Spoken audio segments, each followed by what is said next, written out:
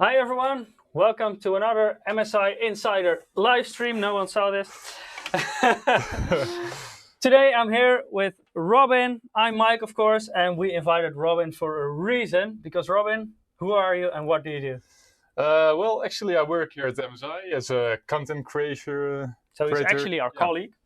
Yeah, basically, yeah. And Mike asked me for some advice and to explain the workflows we have at MSI with the hardware. So yeah. Because today we're going to talk about content creation and, to be specific, about the Creator X299 motherboard. But before we go into that, we also have a giveaway today. So go to msi.com/2/insider. There you can click on a link, goes to the Gleam page, and there you can participate. You can do certain actions, and the more you perform, the bigger chance you will have to win. And by performing these actions, you will participate in our giveaway. For the people who cannot see the link on the web page, I will also post it directly in chat. I have it right here.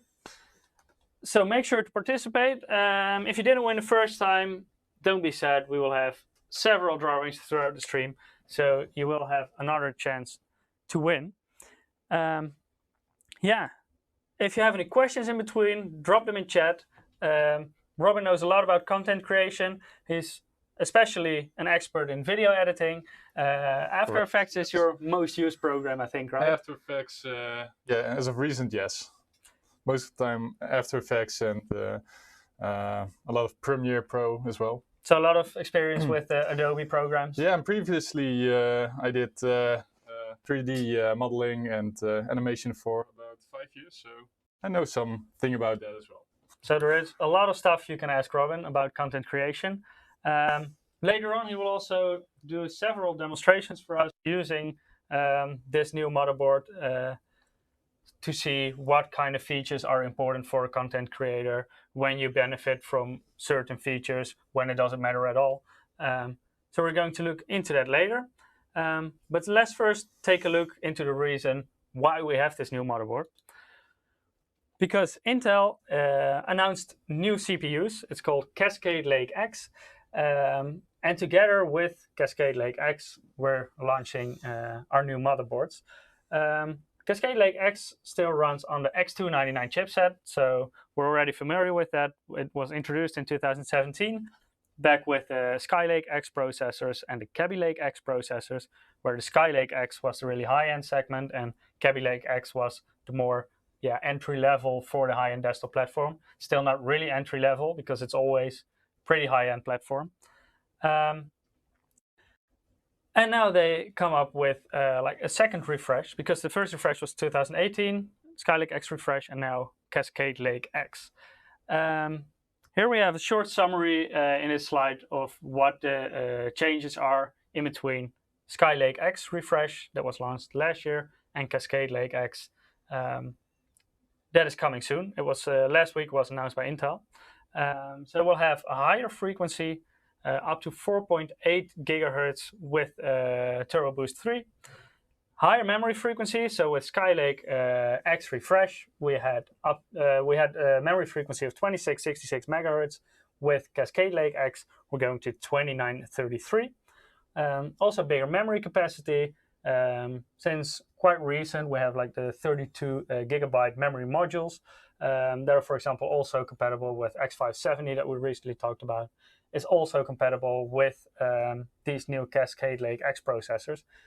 And because these motherboards have 8 DIMM slots, you can do 8 times 32, which is 256 gigabytes of memory. Wow.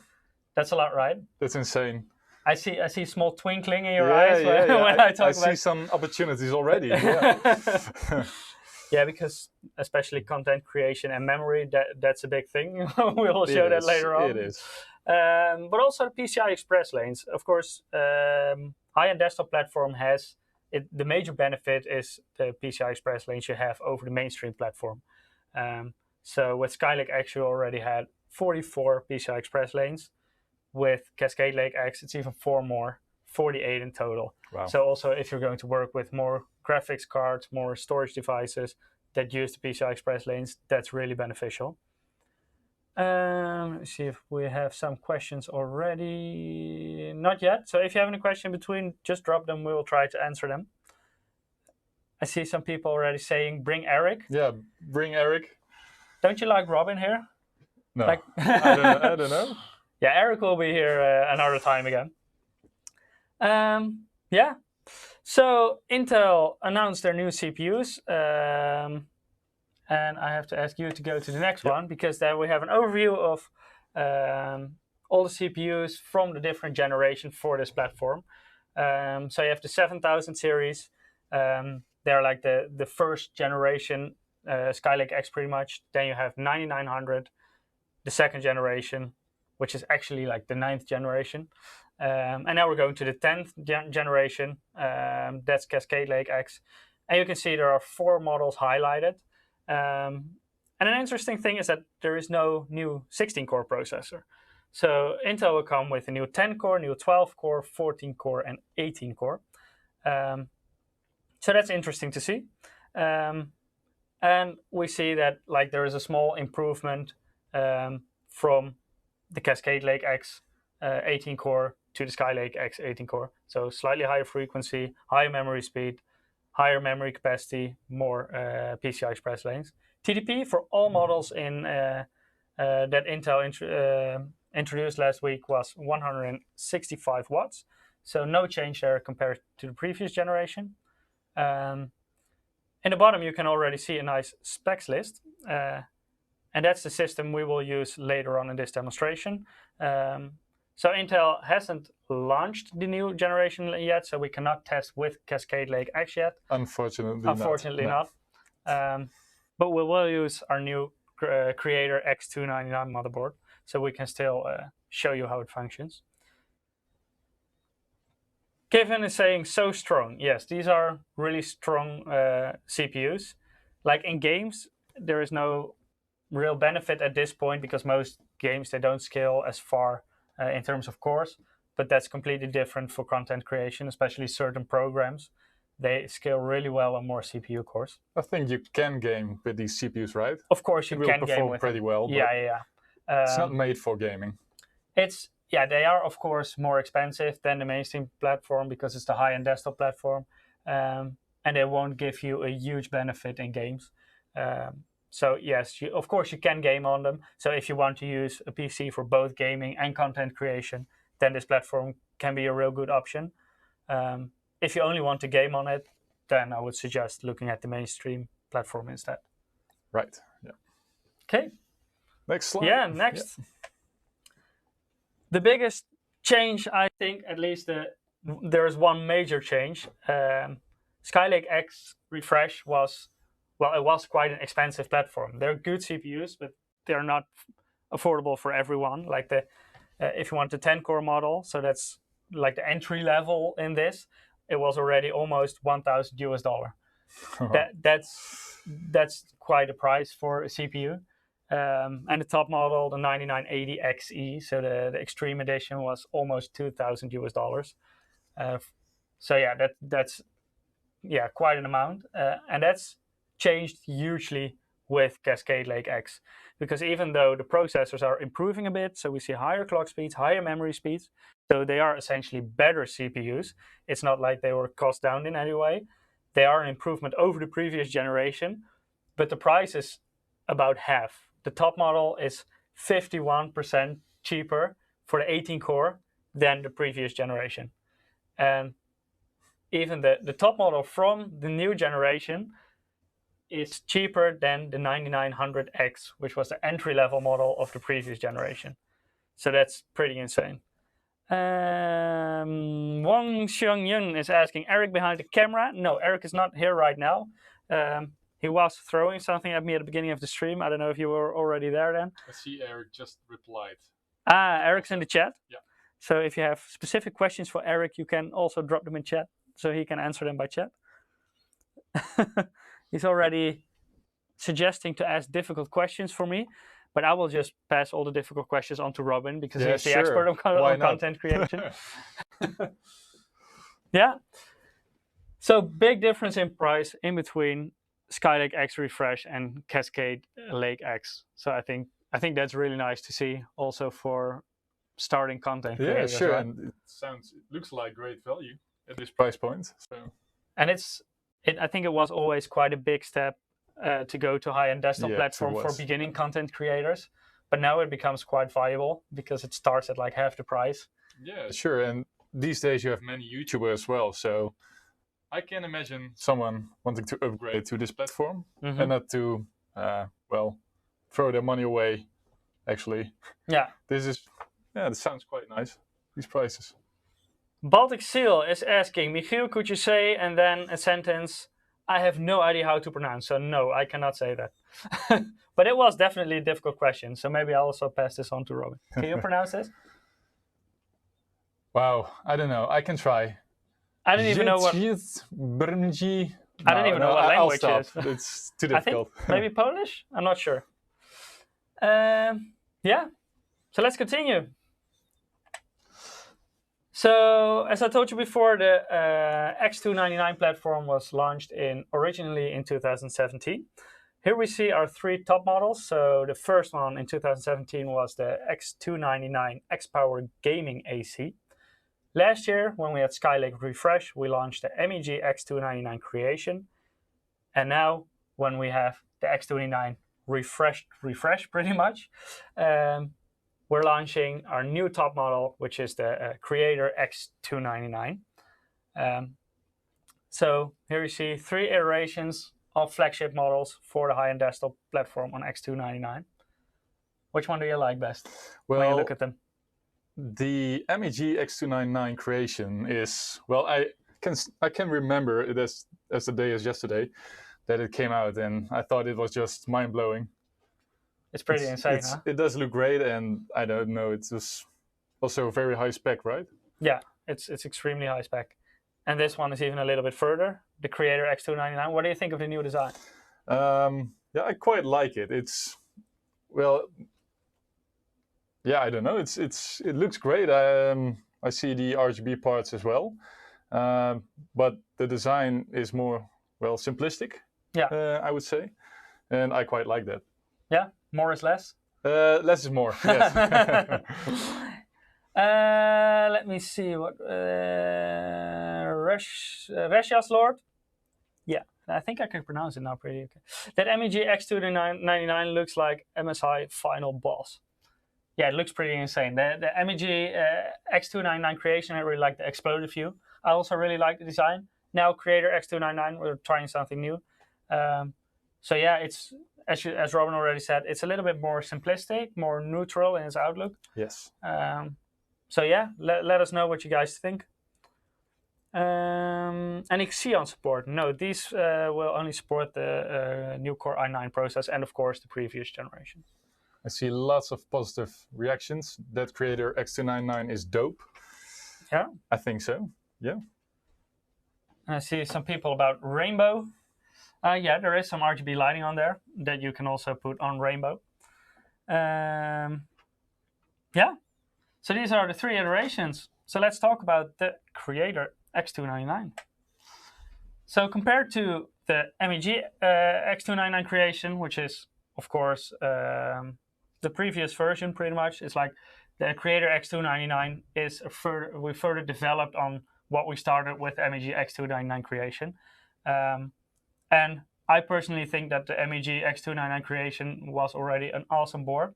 So it was hard to find stuff to improve. But of course, we're a year further, so we have some new technologies, so stuff we could improve, of course. The first thing we improved is the, let's grab the board right away so we can also show it up close. The cooling, the heatsink design. Let me see if we have enough light. There is no plastic cover on here anymore. This is full aluminum. The only plastic part is here, the RGB lighting, which is only quite a small part. So this should also help with cooling. And also here, on the audio part is also now fully made of metal, whereas on the previous version it was still made of plastic. So we're using more metal for the new board, which is definitely a change. Also, the power delivery got stronger. So we already had a 12-phase VRM dedicated for the CPU. with 70 amp on the MSI X299 Creation.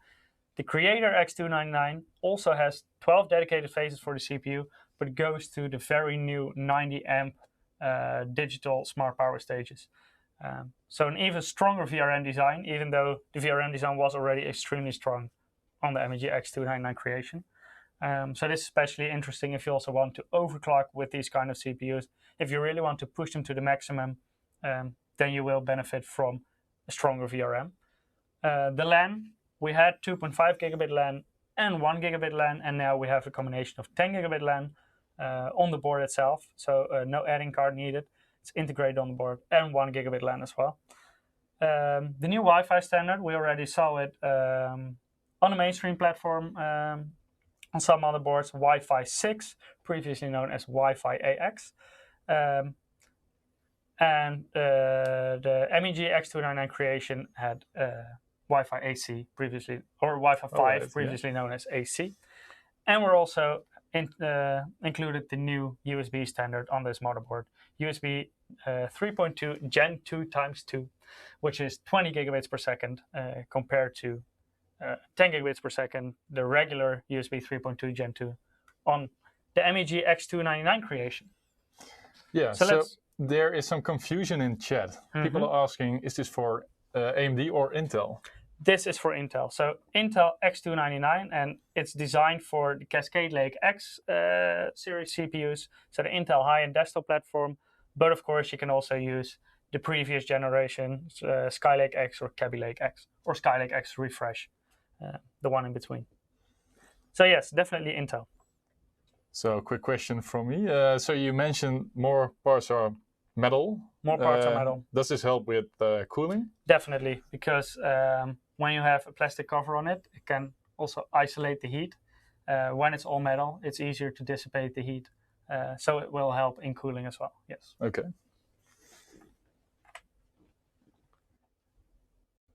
Yeah, the VRM design, I already shortly talked about it. This model uses the all-new 90 amp fully digital power stages. And 90 amp is a lot of power. You're putting 12 volts in there times 90 amp is 1080 watts that you can actually pull with the VRM on this motherboard. Wow. Of course, this is not something you just pull out of a CPU when you put it in there. But having a more powerful VRM also makes it run cooler. For example, if you're going to do extreme overclocking, then you can really get quite insane power levels. That's also why we, for example, have 3 8-pin power connectors. Of course, you don't need to use all of them. If you want to use one, if you want to use 2, you can do that. The board will work perfectly fine. But more power connectors will help you with load balancing. And this, for example, will also help you having lower temperatures. The cables, if you use 1 connector and you're extreme overclocking, can get quite hot. If you use 2, you will spread the heat over those 2 cables. Another thing you can do is actually use multiple power supplies. So for extreme overclocking, to make sure you really get that stable power delivery, you can connect 2 or even 3 power supplies for the power delivery of the CPU. So you don't have to use them. It will work with even only 1 if you want to, but you can use 2 or even 3 if you want to. Yeah, so 90 amp new power stages. I really like the development. I think it's really impressive to see how strong these power stages are getting, and also how small of a package it is, because with a regular VRM design, you have the separated chips, you have the low side, high side MOSFET driver, all are separated chips. And now it's all integrated in one small chip. And that's also something you need because of space. So maybe I can show you up close. Let me grab the camera. So they're underneath the heatsink, of course, but here you can see all the chokes are connected to a power stage. And you can see they're very close to each other, and that's because you only need one chip that serves multiple purposes. That on a relatively small space, you can actually run a lot of phases. Also the VRM cooling, which is in the next one. We already talked about that we use more metal in the VRM heatsink, but we're also using a heat pipe to interconnect the different heat sinks. So we have an extended heat sink on the side, and that goes all the way over the I/O. So over the ports, there's all metal, and it will help to cool the VRM. It's interconnected through using a heat pipe through the next VRM cooling block. On the back of the motherboard, let me show you that up close. You also have a small backplate that will also help to cool the power stages. Power stages are located directly on the other side of the PCB. But the heat also goes to the back of the motherboard. So the backplate here will also help to cool the VRM. I will check. Pat Nike is asking, what's the maximum CPU clock speed? So for the new Cascade Lake X, the maximum boost speed is 4.8 gigahertz for the top model. Ling Haoxuan is saying, this motherboard looks sick. Thanks for the compliment. I agree with you. And what is that shield for? What shield do you mean exactly? Do you mean the backplate on the back of the motherboard? Because that will help to cool the VRM. So that's for heat dissipation as well of the VRM. And you're gonna need that cooling for the VRM. Yeah, especially during long... Yeah, if you stress out the CPU, you will need that cooling, yeah. And also, usually when you game, you don't push it to 100% usually. No. And you also don't use all cores. But for example, you do a lot of video rendering as well. How long does it sometimes take you to render a video? Yeah, it can last up till, well, 8 hours. So when you render it and stress it out for 8 hours long, it can get pretty hot, yeah. So 8 hours, and that's full load, right? 100% load yeah. on every single core. Yeah, and yeah, we had some case where it stressed out for 100% for that time, yeah. That's pretty insane. Yeah, Ling meant the one on the back. Yeah, so I already talked about aluminum audio cover. We also have M.2 shield frozzer on the SSD, so they will help not only to cool, but also to protect the SSDs. And by cooling the SSDs, it also prevents throttling. So if SSDs heat up too far, if there's too much load on them, they can heat up quite far. Especially the PCI Express SSDs, they have controllers that can get quite hot. Using shield frozzer, you cool them down, and by avoiding throttling, you make sure you have maximum performance on your storage as well. So Abisek is asking, all the CPUs can also be clocked at 4.5 actually. So what's new in this? You can actually still clock them higher if you want to. This is just the default boost clock using the Turbo Boost 3.0. Right, yeah. So of course you can overclock on this board. This platform fully supports overclocking. The power delivery on this board is perfectly capable of overclocking it. So yeah, no problem at all if you want to clock it higher. Kevin is saying, so it was slide heavy since it was covered by some metals? Yes, it's a, well, Robin, you can guess. Wow, it's pretty heavy, guys. I don't know the exact Trust weight, me, but it's heavy. You can lift weights with this. You don't have to go to the gym. Yeah, already the VRM cooling is I think most weight is in there because there are two big chunks of aluminum. Also the heat pipe cooling in there, but also the chipset heatsink. It's quite large. Also to have a bigger surface area for the cooling of the chipset. And Ling Waksan is asking, is it durable though? I haven't tried slamming it against the wall. So yeah, I would say yes, it's made out of metal. If you don't do any crazy things with them, don't drop it, of course. It's not made for that, but yes, it should be very durable. And also the components used on there. It's a very nice VRM design, so. Yeah, in that sense, yes, definitely. The Aviation 101 is asking, do all three M.2 slots use CPU, PCI Express lanes, or chipset? The first and the second slot use lanes from the CPU. The third slot uses lanes from the chipset. I see with those heatsink will water cooling system fit. Of course, it depends on the block you want to use on it. But yes, most water blocks for X299 are made based on the size of the socket, and of course that area is complete. There's like a keep out zone, we call it. So in that area, there are no components that would interrupt with cooling, such as most X299 water blocks. Of course, you have more complicated blocks that are larger. Then you have to take a look if it will fit, of course. But with regular X299 water blocks, yes, no problem at all. Avshishek is asking, under maximum load, what about the temps? That is really dependent on how you use it exactly. What CPU do you use? Do you overclock it? What case you use? What cooling, case do you use? Fans, etc. Yeah. Do you use water cooling? Do you use air cooling? So there is no simple answer for that. It's based on many variables. Arson, do drop test now. Let's see. I think I will break some hearts if I would drop this on purpose. Shouldn't break because it's durable. Yeah, as I told you, I'm not sure if it will survive that, but yeah, it's quite a durable board in the sense that you can put a lot of CPU load on it without any problem for a long time.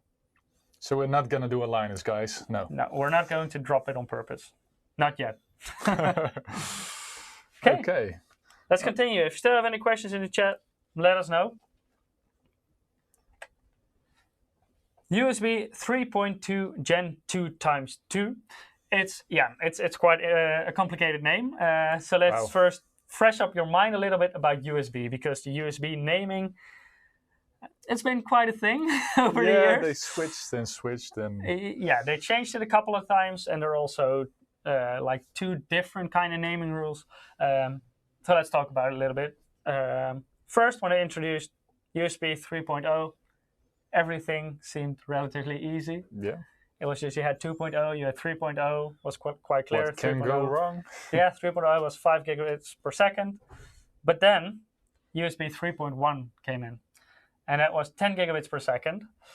But then they decided to change USB 3.0 to USB 3.1 as well. So now we had two USB 3.1s. The first one, which was actually USB 3.0, became USB 3.1 Gen 1. And the newer version of USB 3.1, 10 gigabits per second, became USB 3.1 Gen 2. Yep. And now we have USB 3.2. And it's not like the other ones keep the old name. No, now everything becomes USB 3.2. So USB 3.0 / 3.1 Gen 1 became USB 3.2 Gen 1. USB 3.1 / USB 3.1 Gen 2 became USB 3.2 Gen 2. You still get it? Still with me? Okay, hang in there. Come on. Wow. And now the latest standard is USB 3.2, and not Gen 3, but Gen 2 times 2. Yeah. Luckily, there is also a different naming rule for this. So that's Superspeed USB, and then you have the speed. So that's actually a lot easier. So in the market, it's still very common to use the USB 3.2 Gen, etc. version. But the official name actually is Superspeed USB. 5 gigabit per second is Gen 1, 10 gigabit per second is Gen 2, and 20 gigabit per second, the latest version, is Gen 2 times 2. So yeah, it's maybe a little bit difficult to understand sometimes what kind of USB am I dealing with. But the version we implemented on this one, of course, it also has a lot of 10 gigabit per second ports, but it now has 20 gigabit per second on USB. And that's on the USB Type-C port. So let me just show you up close. Right there, you have the USB 3.2 times Gen 2 times, 3.2 Gen 2 times 2, which is 20 gigabit per second. So that's insanely fast. And this is, I'd say, especially interesting for content creation, right? Yeah, no worries, guys. There's no exam for winning a Steam voucher code. No exams today. We'll only do a lucky draw. So if you didn't pay attention, that's fine. So where would you use these kind of USB speeds for in content creation? Well, if you have lots of content. I mean, footage or backup files, you can store it on external hard drives or USB sticks. And yeah, then you basically need those fast transfer speeds.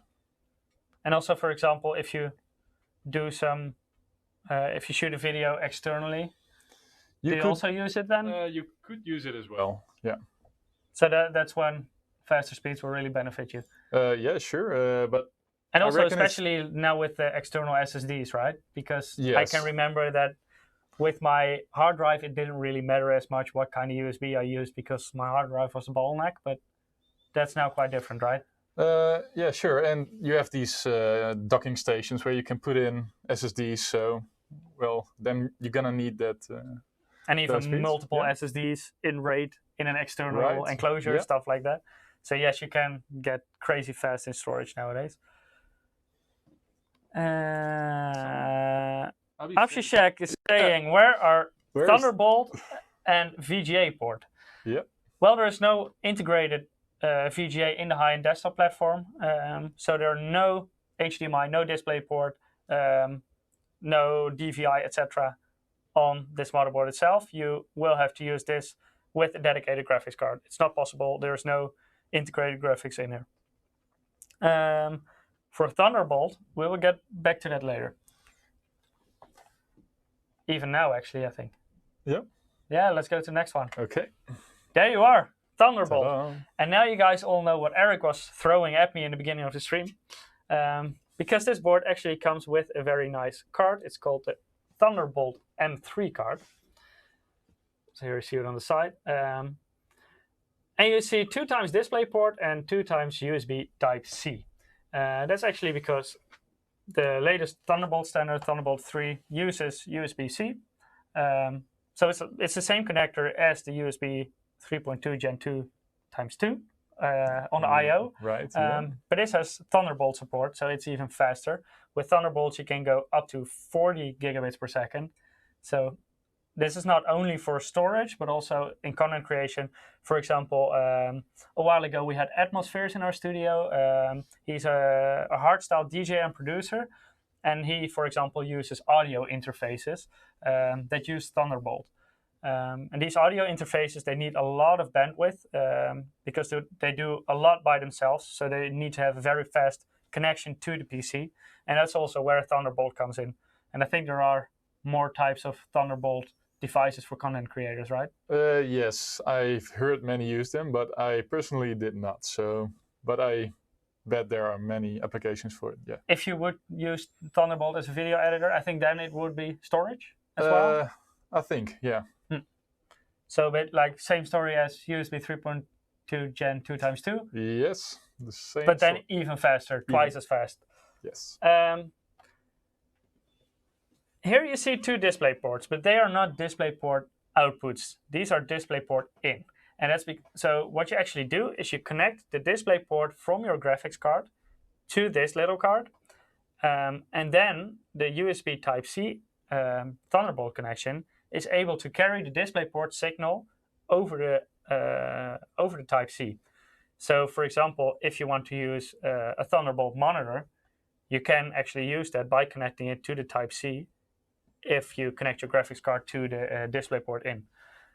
So that's also a difference with regular USB. Thunderbolt can do all kind of different standards, like for example the DisplayPort standard. Another cool benefit of Thunderbolt is that you can do daisy chaining. So usually if you have multiple monitors, you need to connect all of them separately to your graphics card. With daisy chaining, you can, for example, connect one monitor to your computer and the other monitor to your other monitor. So you don't have, especially if you have even more than 2 monitors, you don't have all the cables going to your PC. You only need one Thunderbolt and then you interconnect them to each other. So that's quite a cool feature. It's not suitable for all devices yet. I don't think like many Thunderbolt storage devices support daisy chaining, for example. But for example, in multi-monitor, it's a really interesting feature. So yes, it definitely has Thunderbolt. Abhishek is asking, what's next after this slow Thunderbolt speed? I think 40 gigabits per second is quite insane. I don't think it's that slow. But what's next? Yeah, I think in a newer version of Thunderbolt, this will of course go up. Also, newer USB versions will of course increase in speed. Arsene is saying Eric drops a card and you guys don't even drop a durable motherboard. Yeah, we're still talking to Eric that he should stop dropping stuff. So we're trying to solve that problem. It's not that we should drop more, it's that Eric should drop less stuff. So yeah, next. Because we talked about external storage already, but what's maybe even more important is internal storage. And this is where the high-end desktop platform really comes in handy, right? In my opinion, yes. I like this card very much. Yeah, because it has already 3 M.2 slots on the motherboard itself. But like the MEG X299 creation that we launched last year, also the Creator X299 comes with an add-in card that supports 4 more SSDs. You can see a big red sticker on there. It's quite prominent. So let's see what's on there. So as you can see, this card is compatible with PCI Express 4.0. That doesn't mean the platform supported. X299, it's still PCI Express Gen 3, which is still quite fast, especially if you have a lot of lanes available like on this one. But for example, if you upgrade to a future generation that might support PCI Express Gen 4, then you can still use this card and take it with you to your next PC. Of course, it's fully backwards compatible, so with X299, it will run in PCI Express 3.0. Yeah, we thought we might as well make this card already compatible with 4.0 in case you want to use it in a future system as well. So let's open it up so we can see what's inside. Do we have a screwdriver? I had a screwdriver. Let me see. Okay, Robin will be arranging a screwdriver because I actually had one laying around, but I lost it. So then we can see what's on the inside. But let me first explain you some more about the storage. So you have the 3 M.2 slots on the motherboard itself. Then you have up to 4 in the expander arrow card. And Robin has a screwdriver. But you can also combine them. So you can do a RAID with both of them, and that's also because it supports VROC. Intel VROC support is actually it's like a virtual RAID, right? Right. And that also gives you the possibility to, for example, combine CPU and chipset lanes. So we have on the motherboard itself, 2 of the slots are attached to the CPU PCI Express lanes, and 1 is attached to the chipset PCI Express lanes. But if you want to use them in RAID, you can do that with VROC. So you can do crazy RAID setups with many, many M.2 SSDs. So let's open this. So as you can see, there's a small cable in between. That's of course because of the fan. So let's unplug that. So this is the inside of the expander arrow. You see you have the 4 M.2 slots. All of them support the 2210 up to the 2210 standard. So those are the really long M.2 SSDs. Of course, you can adjust this. So you can put it to 2280, which is the more mainstream size for SSDs. But it's compatible with all of them. You can even go smaller if you want to. So it doesn't matter which kind of SD you use. You can also see the nice temperature sensors on here. And we also have some switches on top. This one is a fan switch. So some SSDs get very hot, others can be cooled easily passively. So if you want to make sure you don't have any noise and your SSDs can easily be cooled passively, you can just switch off the fan if you want. So then it becomes a passive device, but you can make it active if you want to. The other switch is for the LEDs that can be found right here on the bracket. And those are the status LEDs. For example, if you put load on your SSDs, they will start to blink, etc. You can switch them off if you think that's annoying. Here there's also a 6-pin power connector, and you might know this from graphics cards. You might think PCI Express can already deliver up to 75 watts, which should be plenty for 4 M.2 SSDs. But this is also compatible with Gen 4, and maybe in the future, if we get new Gen 4 controllers, they get faster and faster, they might also consume more power. So then maybe it's necessary to have external power here. So it is prepared for that. So if it goes beyond 75 watt for 4 SSDs, you don't have any problem because of the extra power connector.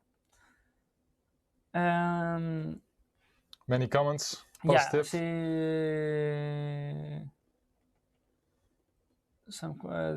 Saga is saying this must be extremely useful for those who buy entry-level motherboards but have a need for large SSD storage. With entry-level motherboards, this is a little bit complicated because with entry-level motherboards, I think you're talking about mainstream platform, and they are a bit limited on PCI Express lanes. So this is all of the M.2 slots.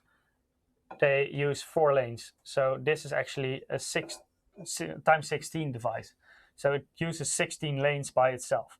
And that is no problem for high-end desktop platform because it offers, with Cascade Lake X, up to 48 lanes. But that is more difficult with mainstream platform. So I don't think this is the perfect solution for a mainstream platform. Then I would use, for example, a version with 2 of these that only uses 8 lanes. Right. Abhishek is saying, can I combine integrated and dedicated graphics for better performance with this motherboard? On this platform, there are no integrated graphics at all. There is never a GPU integrated in a socket. On the X299 processors. On the Core i9s, they're all without a GPU on this platform. So yeah, that won't work, obviously. So you will need a dedicated graphics card.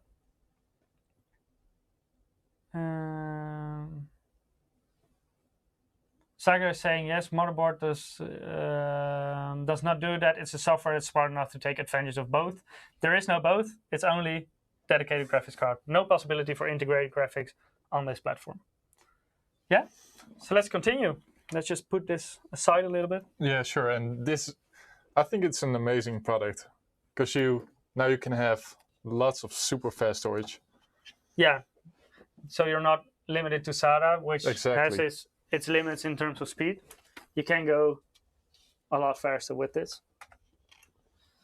And that's also if you're, for example, transferring huge files from one place to another, then you can, for example, have a very fast NVMe SSD, but if you're moving your stuff to a SATA SSD, you will still be bottlenecked by the speed of that SATA SSD.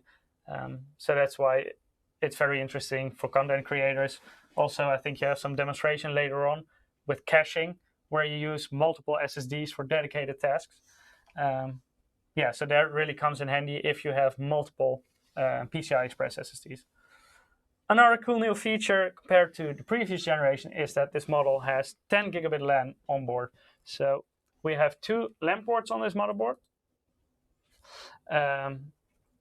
One is 1 gigabit, the other is 10 gigabit. The 1 gigabit is powered by Intel. The 10 gigabit is an Aquantia chip. And 10 gigabit, I think this is heaven for content creators that have an own server, right? Yes. Actually, yeah. This sounds very good. Because when you have like local storage, you can have quite a lot, but still you will reach the limit sometimes if you work, for example, with 8K video files, stuff like that. Most content creators I know of use servers, so this comes in handy. And also with the 10 gigabit LAN, it will be way easier to transport your data locally to the server. Sure, yeah. Of course, you will need a 10 gigabit switch with this. It will not work with any switch or router. It becomes more and more common. You also see some routers now with that support higher speeds. You have some 10 gigabit switches already.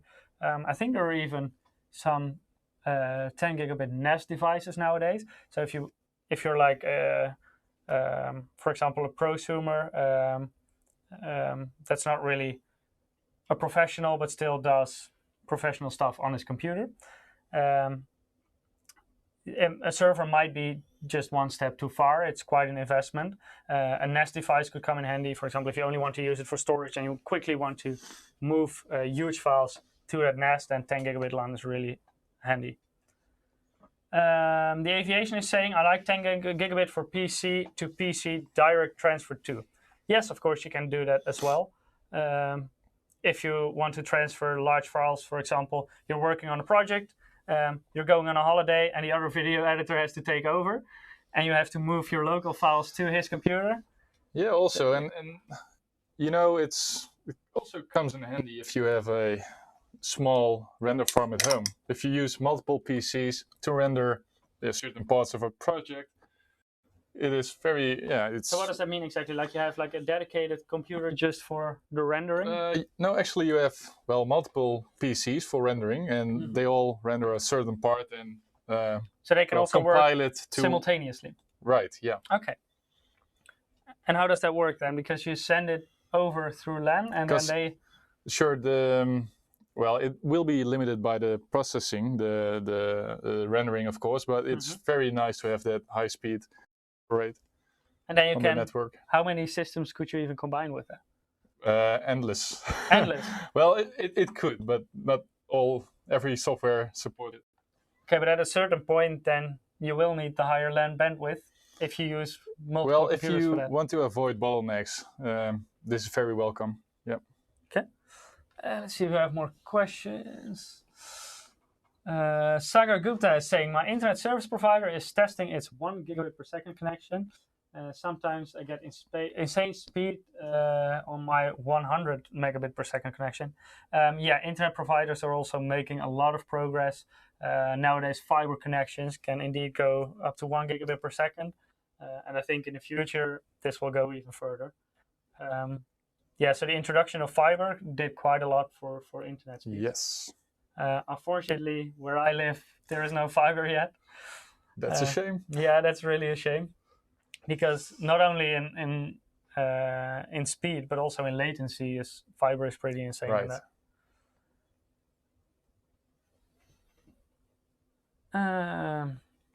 Oh, Sagar Gupta is reminding me of the giveaway. And I think that's actually a very good moment.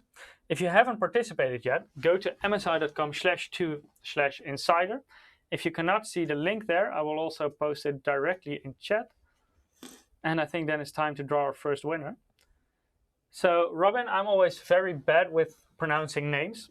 So, you're the lucky person to speak out loud who won the first code.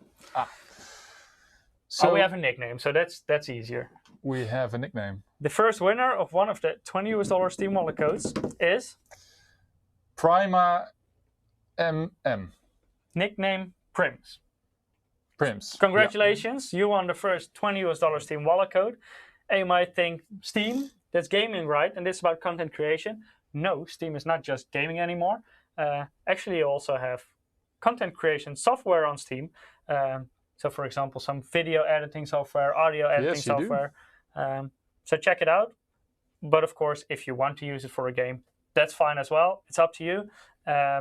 We will email the $20 Steam wallet code to you in the coming days.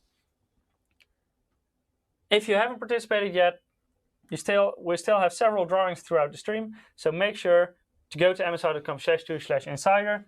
Go to the Gleam page where you can perform certain actions. The more actions you perform, the bigger chance you will have to win. Yeah, so participate.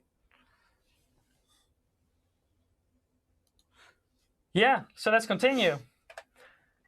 Because Wi-Fi. Yeah, LAN is good, but it's not always very convenient. It's reliable. It's definitely reliable, but sometimes it's quite a lot of hassle to get the cables to the right place. And that's where Wi-Fi comes in. And the MEG X299 Creation, the previous model already had Wi-Fi 5 connectivity.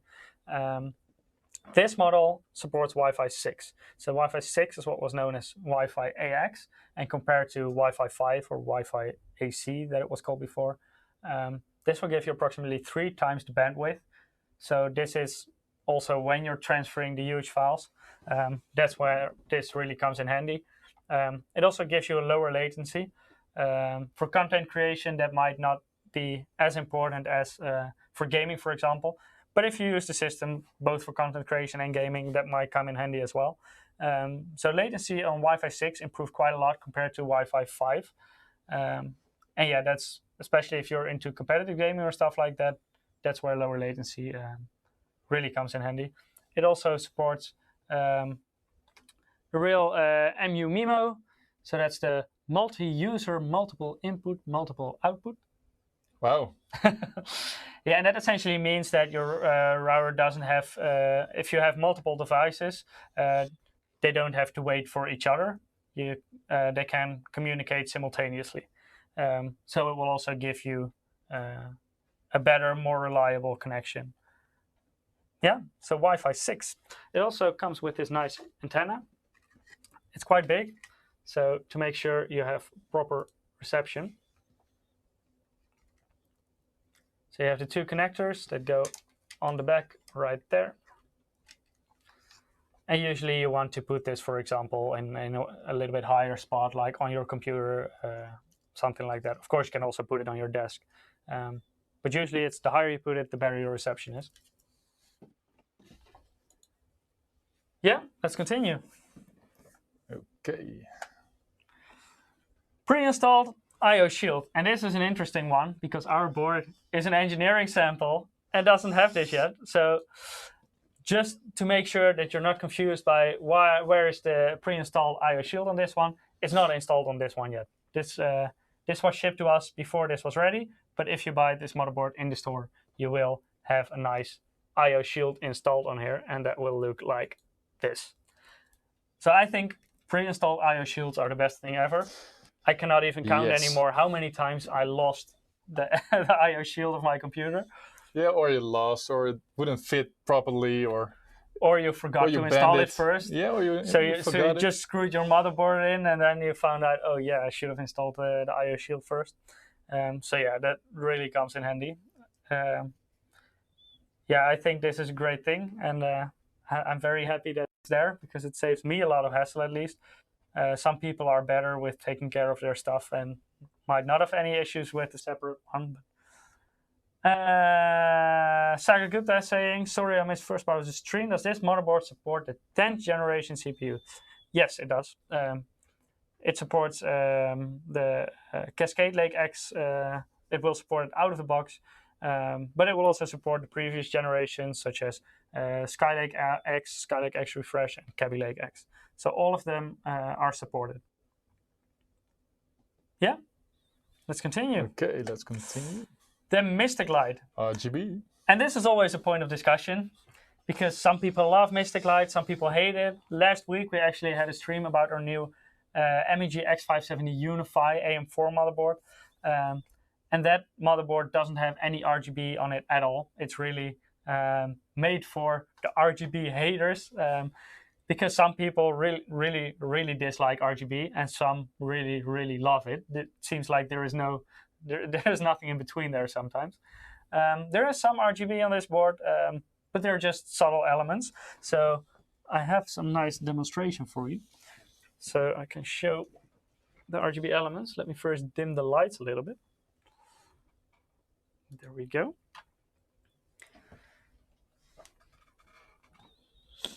Then if I put this in, there you can already see it. Yeah, we're using a green screen, so green will look a little bit strange. It will gray out. But as you can see, we have a nice RGB element on top of the VRM heatsink and here on the chipset heatsink. Both of them you can switch off. It's just one click in the software to switch it off. They can do many different effects as well. You have 29 effects to choose from. You can also sync it with other RGB components because you have multiple RGB headers on this motherboard as well. So if we get the light back on, I can show you where those are. Here on the side, we have two RGB connectors. So there is one connector right here next to the memory slot. I don't know if it's visible right there. That's a J Rainbow header, so it's for addressable RGB. Next to it, there is a J Corsair header, so that's especially for Corsair products. Then on the bottom part, we have, let me see, we have two RGB connectors. One is right here in this corner, which is a second JRGB, so that's also for addressable RGB lighting. And here we have a JRGB, and JRGB is non-addressable. And addressable means that your RGB lighting can display multiple colors at the same time. So if you have, for example, if you have like the LED strips, the regular RGB, if you have an RGB strip, will only do one color at a time. So even if it's an RGB one, you can do red, you can do blue, you can do green, but not at the same time. So you cannot do any rainbow effects or other things. Also goes for fans. Some modern fans can really do the fancy effects with multiple colors at the same time. Those are addressable. It's very important that if you have RGB components that you use the correct RGB header, because you can actually break your equipment by using the wrong one, because the J rainbow headers on this motherboard, and the JRGB, they also differ in voltage. So JRGB is 12 volts, whereas J rainbow, the addressable ones, are only 5 volts. So don't switch them up, don't connect them to the wrong header. Really take a look at the product you bought, look at what kind of RGB is it. Is it addressable? Then you connect it to J rainbow. Is it non-addressable? You connect it to the JRGB. Does it use the Corsair header? You use the J Corsair header on this motherboard. So 4 headers in total. So you can still, if you want to, you can expand the RGB lighting a lot. If you don't like RGB, you can just switch it off as well. Turn it off. Yeah. And Cigar is saying, I like the RGB looks new and refreshing. And I must say, I think the same about this, because most of the time I'm a bit skeptical, but actually this implementation looks pretty good. Yeah, I think it's a little bit more subtle than most. It's more subtle, but it's also very bright. I didn't expect it to be this bright with these lights we're using in the studio. And I'm personally not really an RGB person, so I would switch it off, but I still like the design elements in the RGB elements. Yeah. So even if you switch it off, you still have the nice design elements on the motherboard.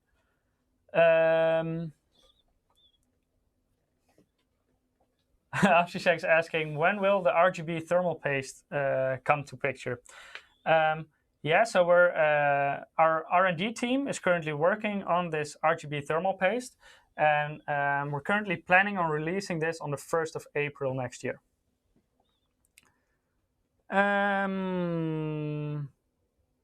Sagar is saying, I feel, bro, I bought an RGB keyboard, but FPS is still the same. That cannot be true, because RGB will always give you higher FPS. Everyone knows that. It's common knowledge. Yes, it will. RGB will give you better FPS. But for the RGB haters, we already talked about, you can switch it off with one click in the software. But if we go to the next slide, some people don't like having to use separate software to switch RGB lighting off. So also, if you don't want to install any additional software, you can simply switch this off in the BIOS. So we have LED control there, not only for the RGB lighting on the motherboard, but also for the indication LEDs. So you have, for example, LEDs, if you switch your computer on, there will be an LED for that. Also the status of your computer, the posting, you have separate LEDs on the motherboard. And they're usually red, but if you want to sync it with your RGB, you can switch those off separately. So it will look better in your PC.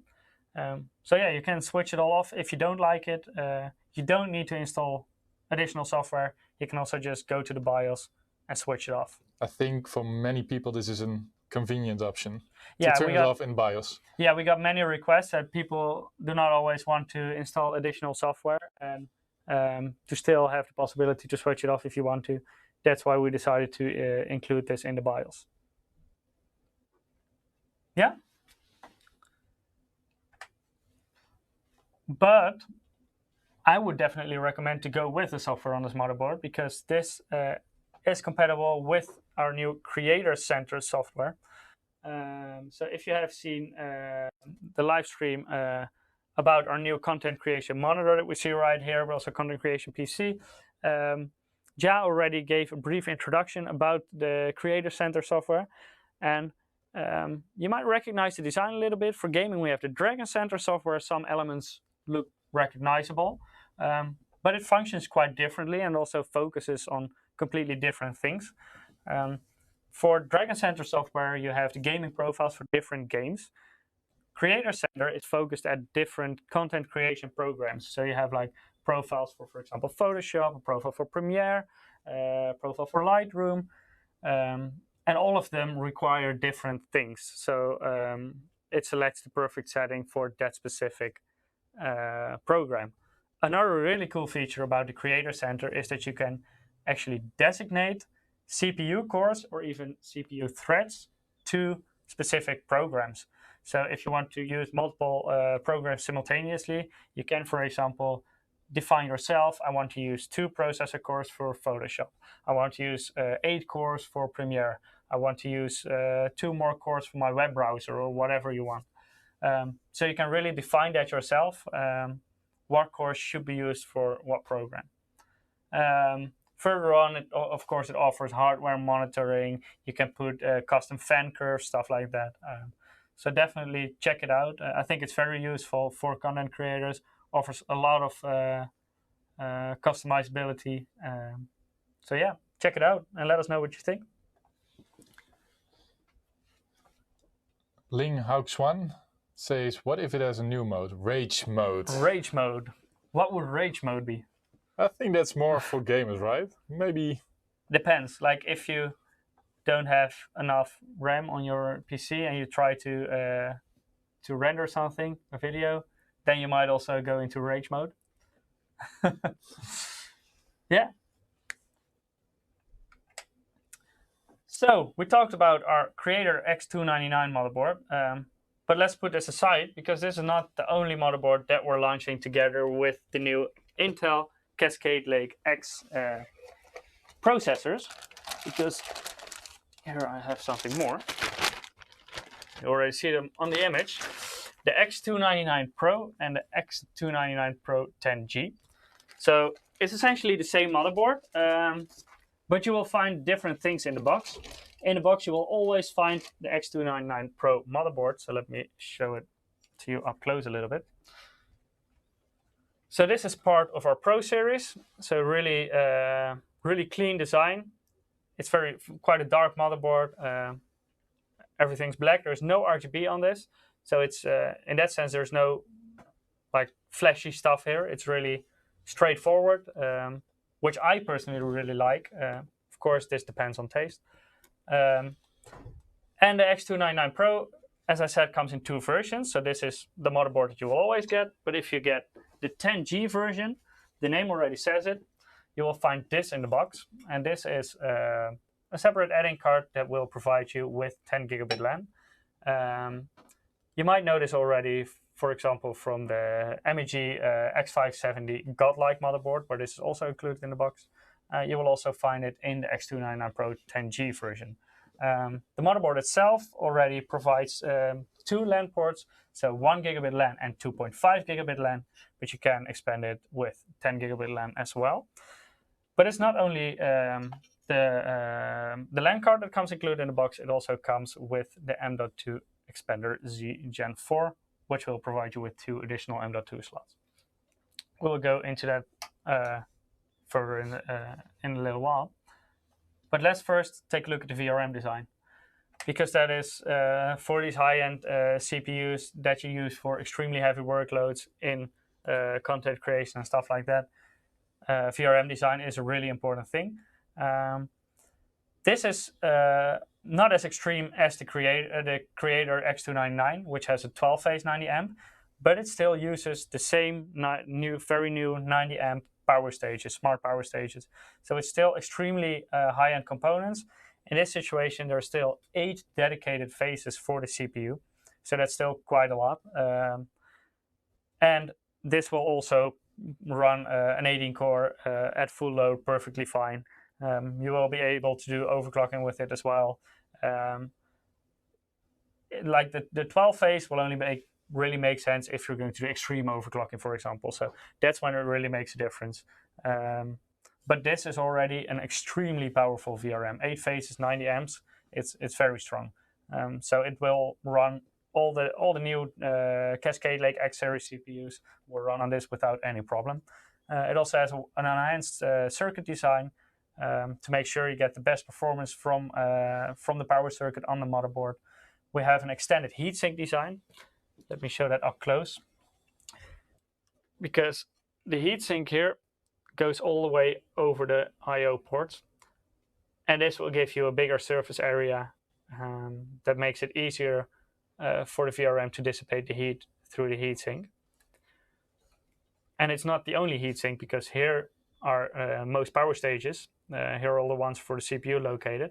And to make sure that they can help each other with cooling, there is a heat pipe in between them. So both of them are interconnected, like we saw on the Creator X299 as well.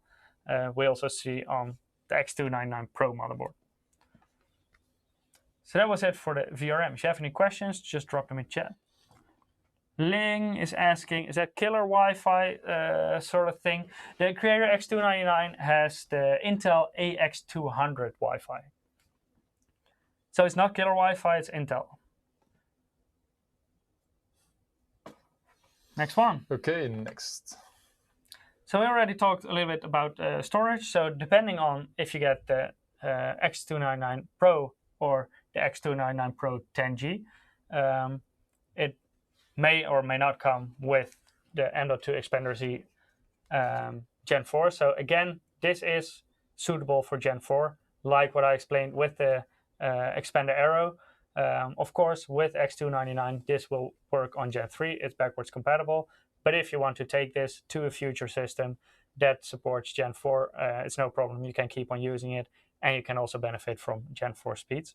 So let's quickly open this up as well, so we can see what's inside.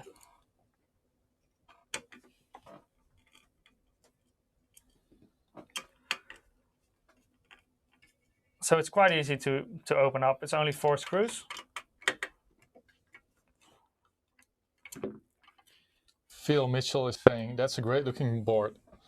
Yeah, I agree. It's clean and yeah. Also, I really like the looks of the board. Yeah, I like the looks of the Pro series a lot. So here we have the heatsink, and well, just pick it up. What's the first thing you notice? Wow, it's pretty heavy. Yeah. Is it solid metal? It's a big chunk of aluminum, so it's very thick. And it's also quite heavy. So in most situations, this will provide plenty of cooling for your SSD. So there is a fan on there, but in many situations you will not need this. So if you don't want it to spin, again, also on this card, you will find a switch, so you can easily switch the fan off if you want to. Here you see the 2 M.2 slots. Like on the Expander Aero, this supports up to 2210 size M.2 SSDs. Of course, also the smaller ones. So no problems with that whatsoever. And we also have the power connector, just in case future SSDs consume more power. Better safe than sorry. Yeah, of course. So I thought we might already include that to make sure that you will not run into any issues when doing future upgrades. Yeah, I'm not going to put this all together. I will just put this aside. The board itself also has 2 M.2 slots, of course, and both of them are equipped with M.2 Shield Frozzer to cool and protect SSDs, also to prevent throttling. So in total, you have up to 4 M.2 slots on this motherboard, if you have the 10G version, that is. On this board, the primary slot comes from the CPU, the secondary slot comes from the chipset. Amshishek is saying, is that motherboard waterproof? No, it's not. We haven't made any waterproof motherboards yet. I don't know that many people that use their PC near a pool or something. So I'm not sure if that will be something that we're going to do in the near future. But is it needed for LN2 cooling? Like the extreme overclocking? No, this motherboard is also not designed for extreme overclocking. Water resistance or... no, you would have to isolate the motherboard yourself. Right. But that's, of course, extreme overclocking is always at your own risk. If you do that, make sure that you know what you're doing, that you know what you have to isolate, stuff like that. But I think most overclockers for this platform will go with something like the Creator X299 because it really has an extreme over-the-top VRM. This still has an extremely good VRM that really has an over-the-top VRM. And the M.2 shield is different from the previous board, right? No, this is also M.2 shield Frozzer, so this will exactly the same. The implementation is slightly different, design is slightly different, yeah. but the effect is the same. It will cool the SSDs to make sure they don't throttle and also protects them.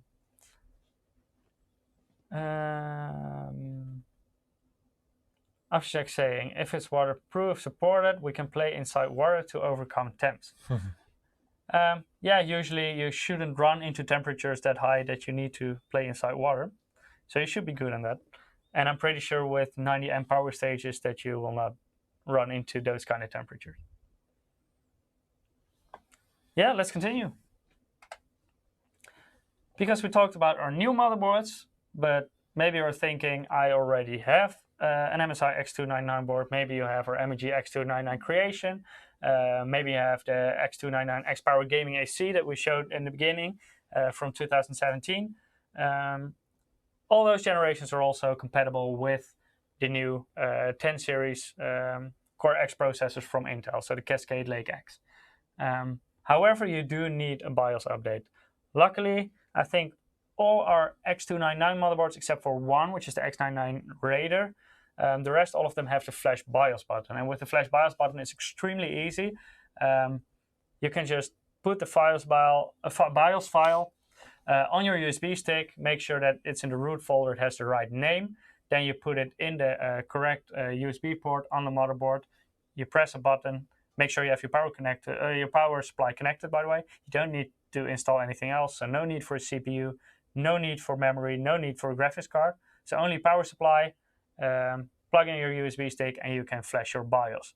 So even if you don't have an older CPU available, if you don't have Cascade-Lake-X, skylake-x, or skylake-x refresh, you can easily prepare the BIOS of your motherboard for Cascade-Lake-X yourself without one of those CPUs. If you don't have the Flash BIOS button, then we have M-Flash. With M-Flash, you can also flash in the new BIOS for the Cascade Lake X series, but to do so, you need an older CPU. So then you need a skylake-x, Cascade-Lake-X, or skylake-x refresh processor. Then you can easily flash your BIOS using the M-Flash utility in our BIOS. After that, you can just take the old CPU out, put the Cascade Lake X CPU in, and you're ready to go. So also, if you have an older MSI X299 motherboard, yes, you can run Cascade Lake X, but you will need to have to update your BIOS.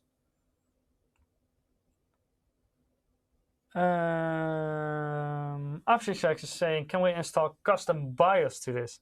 Not sure about that. I would have to look into that. I would always prefer to go for the official BIOS because then you're sure it's tested, it's stable. So I would definitely recommend to stick to the official BIOS versions. So that was it from my side, but I think you have a lot more to show. Well, yeah, actually we can try something out. So let me put this motherboard to the side again and grab back the other one, the Creator X299, which is of course the star of the show today. Because you have a system running with this motherboard right now. Yes, I have. So maybe we can talk about the specs a little bit first. You have the specs there, yeah. So yeah, you can close the presentation so we can all see what you're doing. So yeah, the specs for today are, we have of course, the MSI X299, Creator X299 motherboard. There is an Intel Core i9-9960X on here. So unfortunately, the Cascade Lake X CPUs are not launched yet. So nope. We cannot do anything with them yet. But of course, as soon as they're available, they will work out of the box with the Creator X299. So these will already come with a BIOS version that is compatible with the new 10 series from Intel.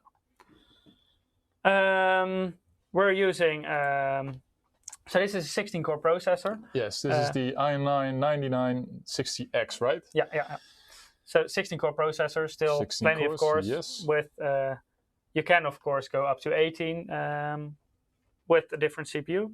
We have 64 gigabytes of Corsair Dominator RGB memory, and it's what's also interesting about the high-end desktop platform compared to the regular platform is that it's quad-channel memory, so it will give you more memory bandwidth compared to mainstream platform, and it will also give you more memory slots, because on the mainstream you only have 4 slots, or on ITX even 2. On the high-end desktop platform you can go up to 8, so 4 channels with a maximum of 8 memory modules. So now we're using 64 gigabytes. You can go up all the way up to 256 gigabytes. Yes. Today we're using the MSI GeForce GTX 1660 Ti Armor 6G graphics card. We're not going to do very GPU-intensive stuff, no, right? We're not going to do GPU rendering. We basically do as many CPU rendering and processing as possible. Yeah. But if you use software that can use GPUs in a very efficient way, you can use up to 4 graphics cards on this, so you can make a nice render farm from it if you want to. We have 4 SSDs installed. Yes, we have. So actually, we have one Intel 600p 265 gigabytes. Maybe I can pull up. And that's the boot drive, right? So it's just for your Windows installation and Windows some software. And some software programs. We have one for storage. It's a 500 gigabyte SSD. One for cache, export. So these are all Western Digital Black 500 gigabyte SSDs? Yes, these are indeed Western Digital SSDs, and the 2 SSDs. So 4 SSDs in total. And I can already see that you have a certain layout for the SSDs on this. So maybe you can explain us a little bit about that. Because we have the boot drive, so that's this C in this case. The boot drive is where you, most of the time you have your programs installed, Windows, the operating system. This is a bit personal, but also from a point of view of caching devices, it's very handy to have. Actually, let's go into After Effects. So I can tell more about the caching options. Because I think for many people watching, that's something new. Like most people just have one SSD and maybe a hard drive next to it. But I don't think many people have for regular usage, you don't need a caching SSD, right? No, basically no. For content creation, you have, it is recommended. It is not required, but if you don't want to have any bottlenecks, if you want to avoid bottlenecks, you better use caching drives. Here we have a recent project of MSI, a video from our colleague Jachi. This is about the the MAG 272 series monitors. Then let's go to preferences, and then go media and disk cache. So here you can see we have disk cache enabled. Maximum is set to 200 gigabytes of cache. I think for many people that's pretty much the complete size of their SSD. Yes, but a program like After Effects, it uses caching devices to store temporary frames that have been rendered. So they store it as cache on those fast drives. And when you preview the video, with these cached files, the preview goes faster. So basically you have stored already some information about the render, the preview render, and then you can, basically preview it a lot faster.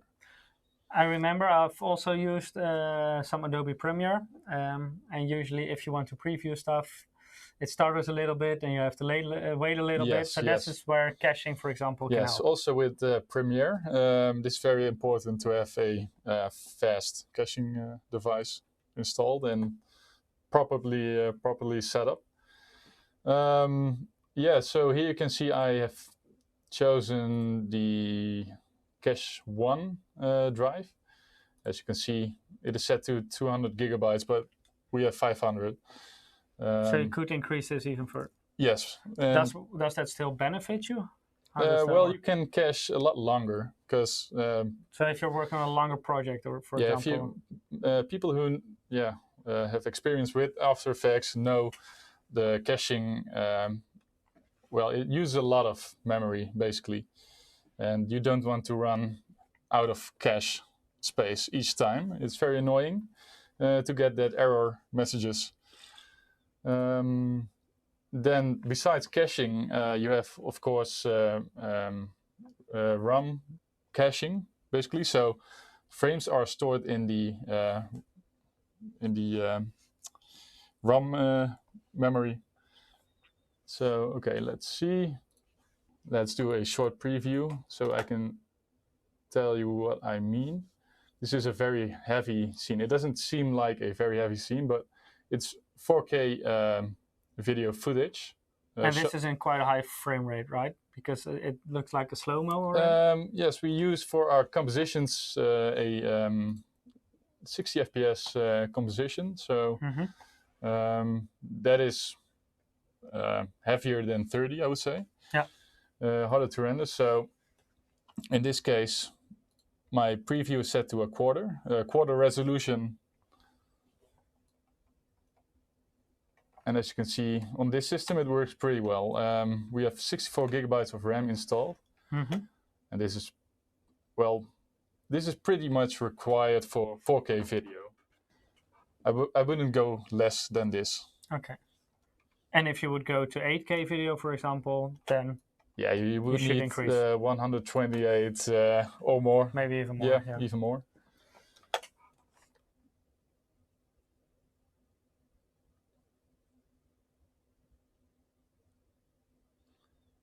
Okay, so let me see. You were asking about the caching devices. I was talking a bit about the RAM preview. Yeah, so now you see why the 250 gigabytes of RAM is needed for such application. And the same goes for Premiere. Basically, you can you can set the same. Wait.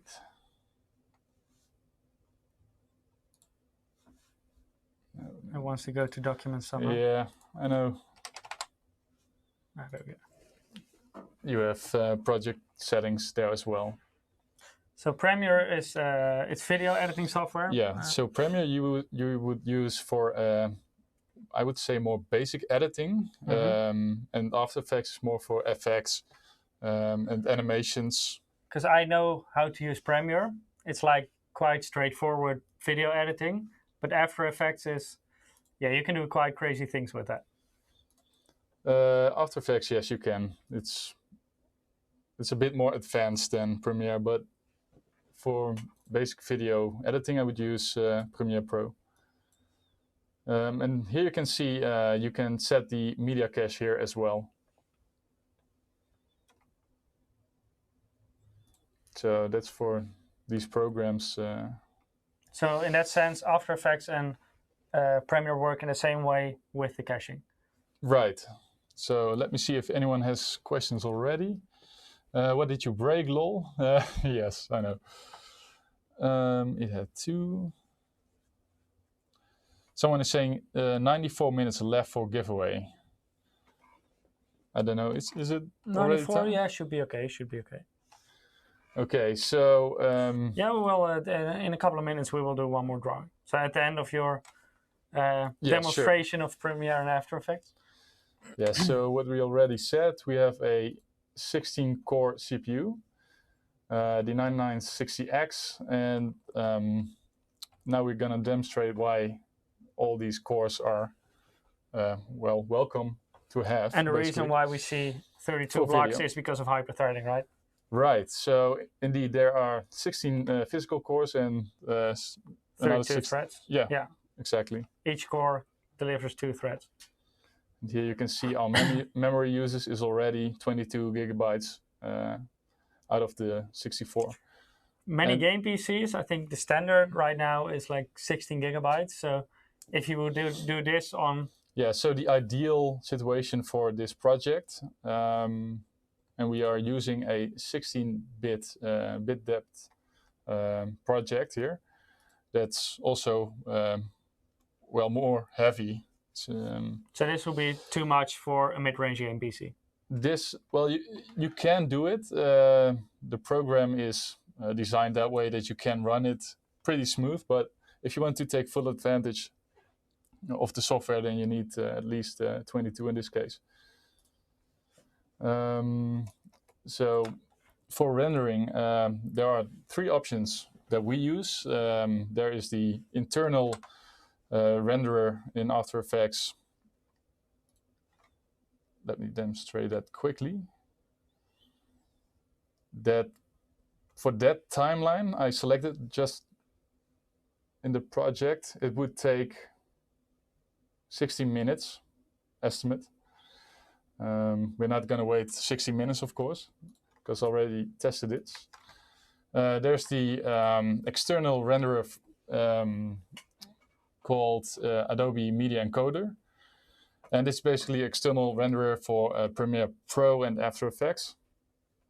Let me show it this way. So it's a separate program that you use for rendering. Yeah, exactly. So our After Effects or Premiere Pro sends the project to this standalone render engine. I already see all your drives popping up on the left. Yeah, you can see. This is just a media browser, so not that interesting. But let me see. I think the removable one is my USB flash drive that's in there right now. Right. Let me see to compare this. Rendering with media encoder would last like. It's going up. Approximately the same, I would say, as the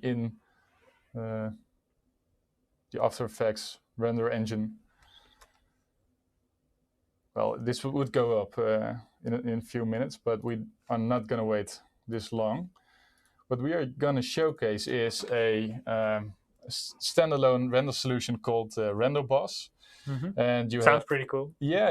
Render like a boss with Render Boss. Render Boss. It's a good name for it. People also know Render Garden. It's also very popular, and with this software, you can basically make your own render farm at home. So use multiple PCs in a network to render parts of a video and then compile it together. Is it also possible, for example, like if you have a high content creation PC like this at home, but you were working on your notebook, for example, on a project, you come home and you render it on your PC like that? Yes, you can send the project to render to the render PC, or you can even share the laptop and the render PC.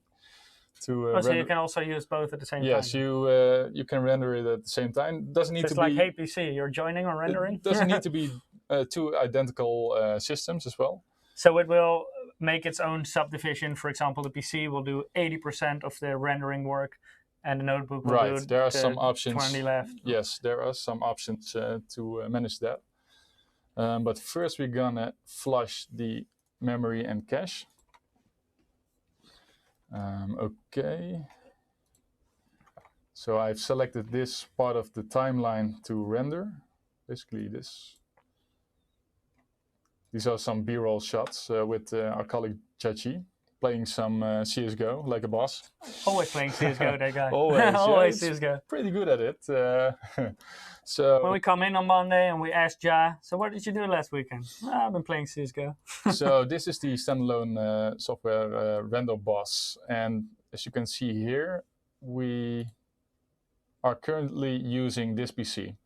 The 2 systems above are in the same network, so we could use it. They are currently offline, but so that just means they're switched off. Yeah, basically. But now we're going to use this system because this CPU has 16 cores. So what we can do with this software is use it as a render farm on one PC. So we can use all 16 cores to the max stress test them and rendering frames. Whereas the normal engine from Media Encoder or After Effects Premiere doesn't use it that well, that optimized. So, even kijken. Okay, let me see. Here you can also see all the statistics, right? I see a resource monitor with CPU load, which currently it's off, so now it's at 0%. It also shows free RAM, but it also shows your GPU RAM. Why is that? It does show your GPU RAM because this software, you have to see it this way.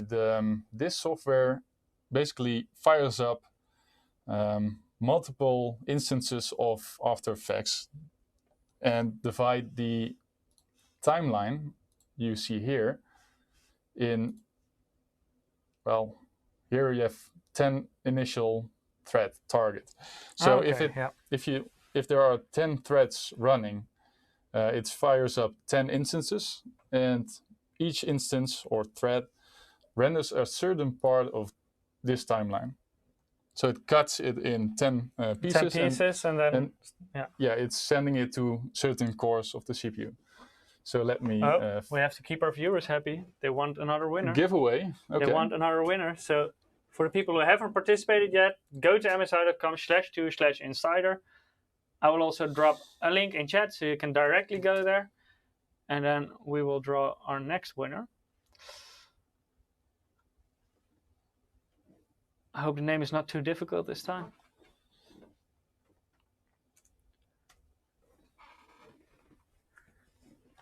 The moment of truth. Our next winner for the giveaway. And congratulations. CJ Bael. Yeah, I think so. Christopher John Hamlin, congratulations. I think that is quite doable. That's doable. Yeah, that's doable. Congratulations, you also won a $20 Steam code, so you can get some nice content creation software on Steam, or a game if you prefer.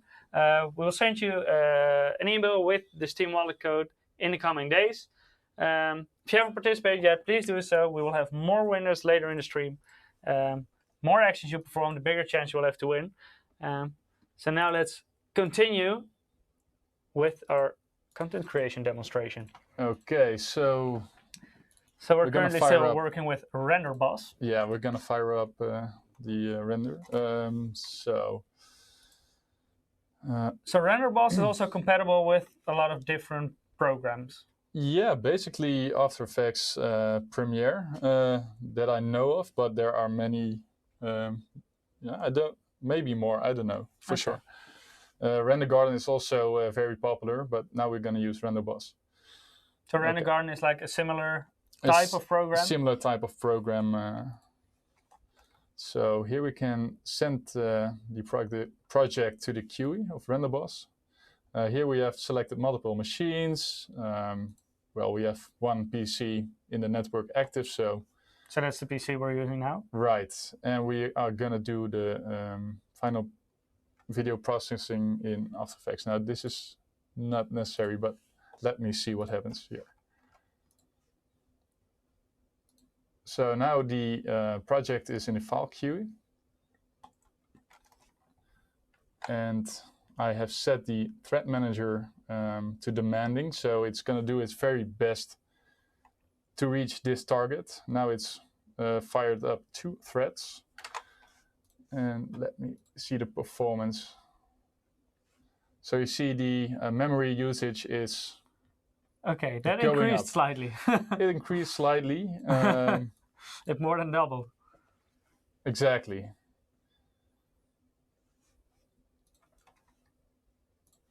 Okay, we can close this program After Effects to save even more RAM. So you can run RenderBoss without having to run either Premiere or After Effects. Exactly. Basically the same as Media Encoder does. So it will do your work for those programs, but it doesn't need the program to actually run. Exactly. So let me see. Okay, so you're it can now take a while. Pulling quite a lot of load on there. It can take a while, right? We have selected allow automatic changes. So the system, actually the RenderBoss program is looking at your available memory and based on that, it will fire up multiple threads even more. We can override this. Well, DJ is saying, both of you personally use this motherboard. This motherboard is very, very new, so no, not yet. I personally use an RTX system, but I don't do the heavy workloads that Robin does, for example. I know Robin is currently using our MSI X299 creation, but I think he is interested in upgrading to the latest Creator X299. Well, it looks very pretty. So if one of us would use this motherboard, it's probably Robin will be the one running away with this. So the funny thing with this software is it is less predictable as per example the media encoder, because it's using the available processing power and memory based on the current situation. Mm-hmm. So, for example, now you see it at, well, it peaks at 70%, but if I reboot the PC, it could go as high as 100% on all cores. And now you see it really already pulls the maximum memory that it has available. Right. So 64 gig, it sounds like quite a lot for me, but I'm more familiar with gaming rigs, so then 64 is a lot. Yeah, so look at it this way.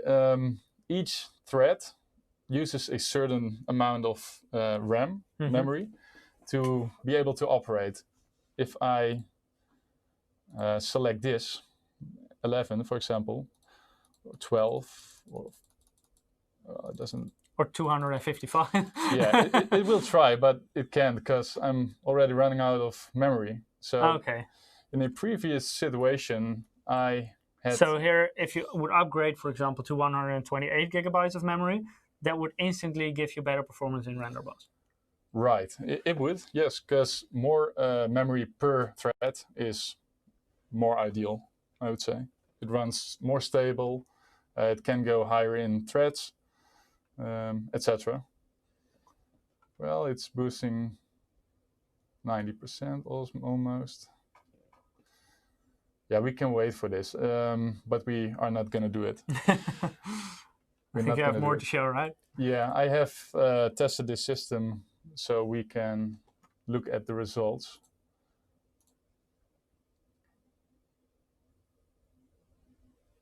So this is going to stop. Imagine all the cores stressed at 100% for hours. You just dropped 60 gigabytes in memory usage. Yeah, no, I don't know if the quick. system likes this, but yeah, it's made for this. So let me minimize this, exit that, and I wrote down some results. So the internal engine in After Effects did this part of the project in 18 minutes. The media encoder in 17, and the RenderBoss in 10 minutes. So that is... And that's because it can use your resources more efficiently. Exactly. So, but yeah, basically, yes. It can use the cores and that's also why we, for example, see that the memory usage here is a lot higher than right. in the previous example. It really needs that when you firing up multiple instances of... And for example, if we would upgrade now from 64 to 128 gigabytes, then you would see it go down, especially in RenderBoss, right? I reckon it would go to 5 minutes. Yeah, so it's really that efficient? It is that efficient, yes. That's pretty insane. Because we are using 16 cores and we only used about 3-4 threads there. So I think we can go lower than this. Okay, so that is a part of video rendering. Of course, many cores is, well, it's very nice to have if you're using this PC for 3D rendering and animation. A good example of a program that uses the CPU for 100% is KeyShot. So KeyShot is a standalone render engine which supports multiple 3D files from different programs, Cinema 4D, 3D Studio Max, etc. And now we're gonna fire up. So this is extremely CPU intensive, right? Yes, you will see. It's very, yeah, we have to use a trial here. Yes, load it. So unfortunately, I can't activate a render, but I can show what it does to preview a scene. And this piece of software is known to stress test your CPU to 100%. Yes. So here you can see this is a scene I downloaded from the Keyshot website, and it's calculating all the lighting. So this is like live rendering. This is live previewing, actually, yeah. And you can see here in the task manager, it's really using 100% of the CPU. Not so much memory, but CPU. And so this is basically a very nice use case where high core count is very important. And of course, a stable system where you have the motherboard. So this goes a lot further than, for example, the 3D rendering that your graphics card does when playing a game, right? Right. Let me see if here we have a comparison. This is the bathroom scene. Oh, maybe I should close down this. Let me see if there are questions. Not yet about this Brown part. is saying, I wish I could flash more PCI Express lanes into my Cascade Lake i7 7740. Yeah, that would be nice. Unfortunately, it's a bit like downloading more RAM. Sounds good, but doesn't work. So this is a very nice case where you need that VRM design to be powerful and cool, because it's really putting some stress on the CPU, even more than video rendering. This is like full load everywhere. Yeah. Full load, yeah, basically. So let's close this down because the system is running a bit slow. Yeah, so let me see.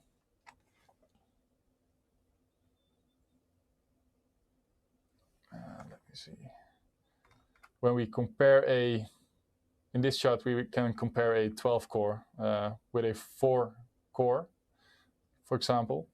And here you can see that core count really does matter. So on a system like this, it would be even faster. It would, yes, actually this is very fast system, 16 core.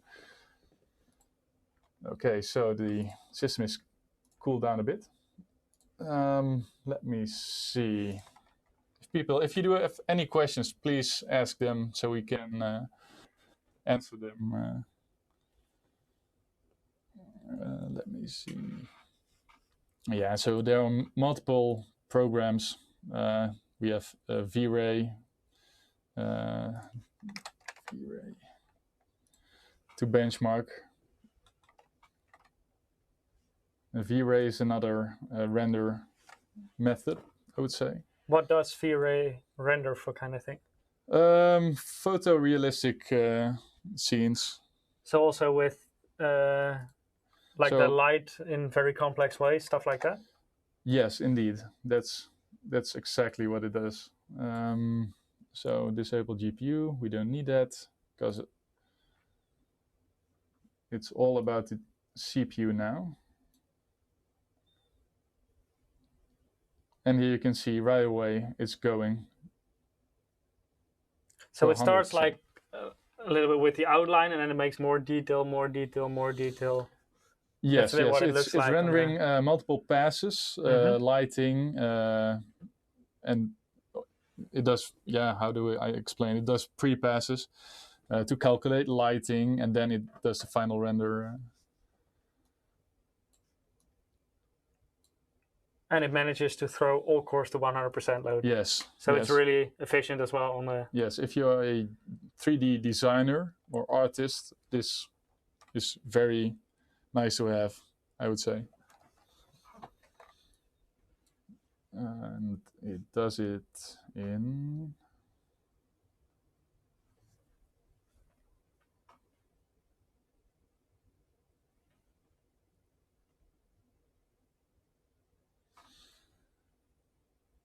Yep.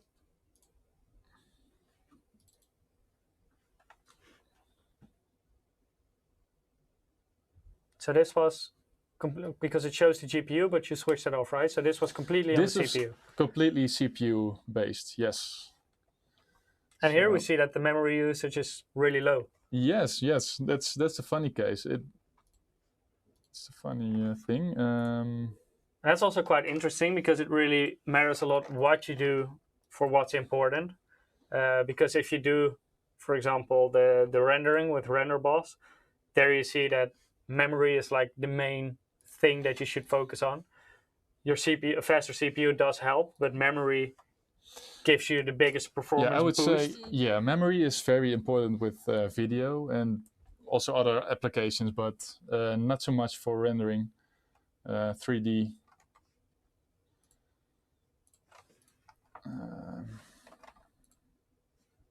Let me close this. So it also matters quite a lot what kind of programs you use for the configuration that you would use on a system like this. Right, it does, because some programs are more optimized to make use of the processor and others more of the memory. Yeah, so Blender is another benchmark. I don't know if, shall we do Yeah, this we as can well? show it. Yeah.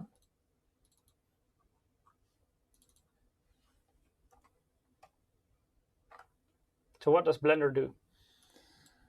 Blender is a free program for 3D modeling as well. Okay. So we select the CPU and we go for the quick benchmark. So now I don't think we're gonna finish this because it might take about 10 minutes. But as it renders... So this is also calculating the lighting on the car and stuff like that? Yes, it does. This is pure a benchmark tool we're using now, because this is not the full Blender program. Let me see. Yeah, and Blender is really known for putting a crazy load on your CPU. This is often also used in hardware testing. If you really want to stretch your CPU to the maximum, then Prime 95 and Blender are really popular options. So I did a test run earlier, and the total render time for the BMW scene was 140 seconds. So let's compare this with other CPUs. Let me see. These are all Xenon parts.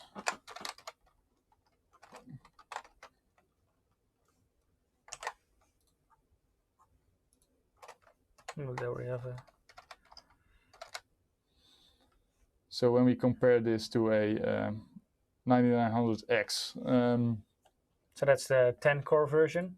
Yes, right. And the BMW did it in 167. So 76, it's not that big of a difference, but there is a bit. But the more cores you have, exactly. the faster. Also clock well, speed. still, it's almost 40-second difference. Yeah, and also clock speeds matter in this case. And also when I take a look at the CPU above this, the Core i7 9700, that's quite a high-end CPU for gaming PCs. And it takes 369.5 seconds. That's a huge difference. That is a huge difference. An 8-core CPU, so it's, right. It's quite high-end. So here you can see that the CPU is fully stressed. It's total blue. No peaks like in the video rendering. No. It's just used at the fullest. And this is also why a good VRM is important if you stress it for a longer time. Right, yeah. to make sure it's still stable even if you're pulling loads like this for an extended time. CJ, I thought Blender was a program with recipes for making stuff in your kitchen blender. True. Yeah, that's a blender as well. So, yeah, we can... I'm going to draw another winner in the meanwhile. Good idea. So you can prepare your next demonstration. For the people who haven't participated yet, go to msi.com/2/insider. I will also post a direct link to our giveaway in the chat. There you can perform certain actions. The more you perform, the bigger chance you will have to win. If you don't win this time, no worries. You can still win later on in the stream. And our next winner is in 3, 2, 1. Christopher Johanning, congratulations. Another Christopher, nice. Nickname Beardy Baldy, good nickname by the way. Wow. Congratulations, you also won Beardy one Baldy. of the $20 Steam wallet codes, which will be mailed to you in the coming days. So, another program that... This is a program I know. Let's go back to the capture. Basically, everyone knows this program. It's Photoshop. I think this is one of the most famous content creation programs, right? Yeah, and it's a must-have for content creators, and basically everyone who wants to do these kinds of things. Everyone who wants to look extra pretty on Instagram. Yeah, so let me see. In Photoshop, you can also set the scratch disks. I haven't set it up for the most ideal situation here, but the scratch disks are basically also caching disks. And also shows startup on C. Is that like because the program is installed there? Yeah, or this Windows is installed? Yes, this is a clean install of Photoshop. So here we can use another drive, for example. And what this does, we have very large Photoshop files, like over 1 gig or maybe even higher. The scratch disk can go full pretty fast. And when that happens, the system basically is going to crash. And you're going to get very much error messages. So we don't want to do that. Here so what does the scratch disk do essentially in Photoshop? This is also funny. Scratch the, what do you say? The scratch disk, what does it essentially do in Photoshop? Basically, what I just said, it stores temporary files. But what kind of temporary files should I think of? It's like you're editing something and it's like it saves what you just did, or? Yes, it's a temporary file that it just saves there, and so it's also like caching a little bit. It's a bit, yeah, exactly. Okay. Yeah. Let me see, where did my project go?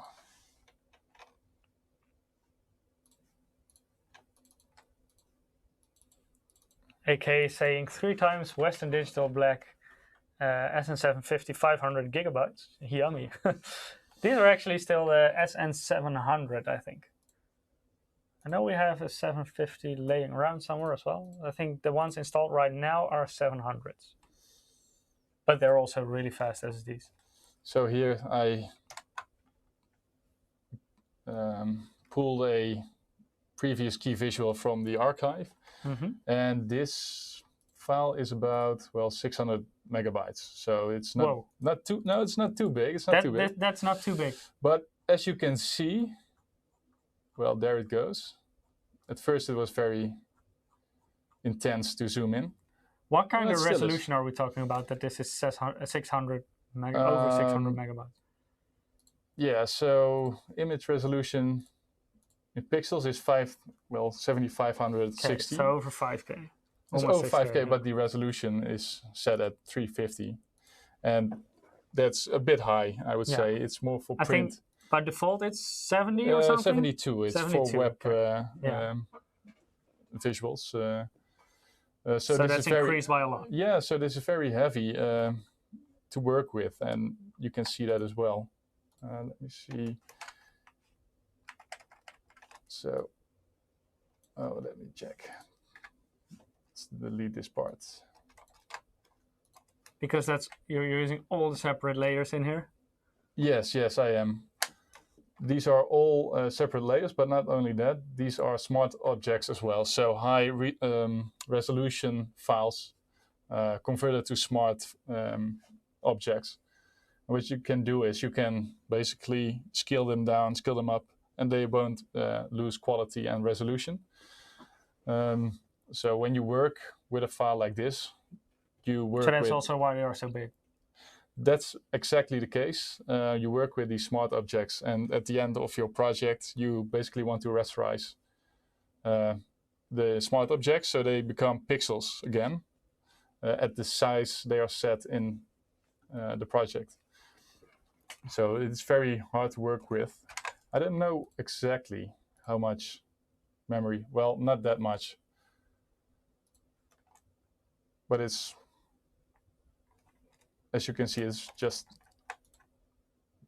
a very big file, especially when you're using multiple effects on the images.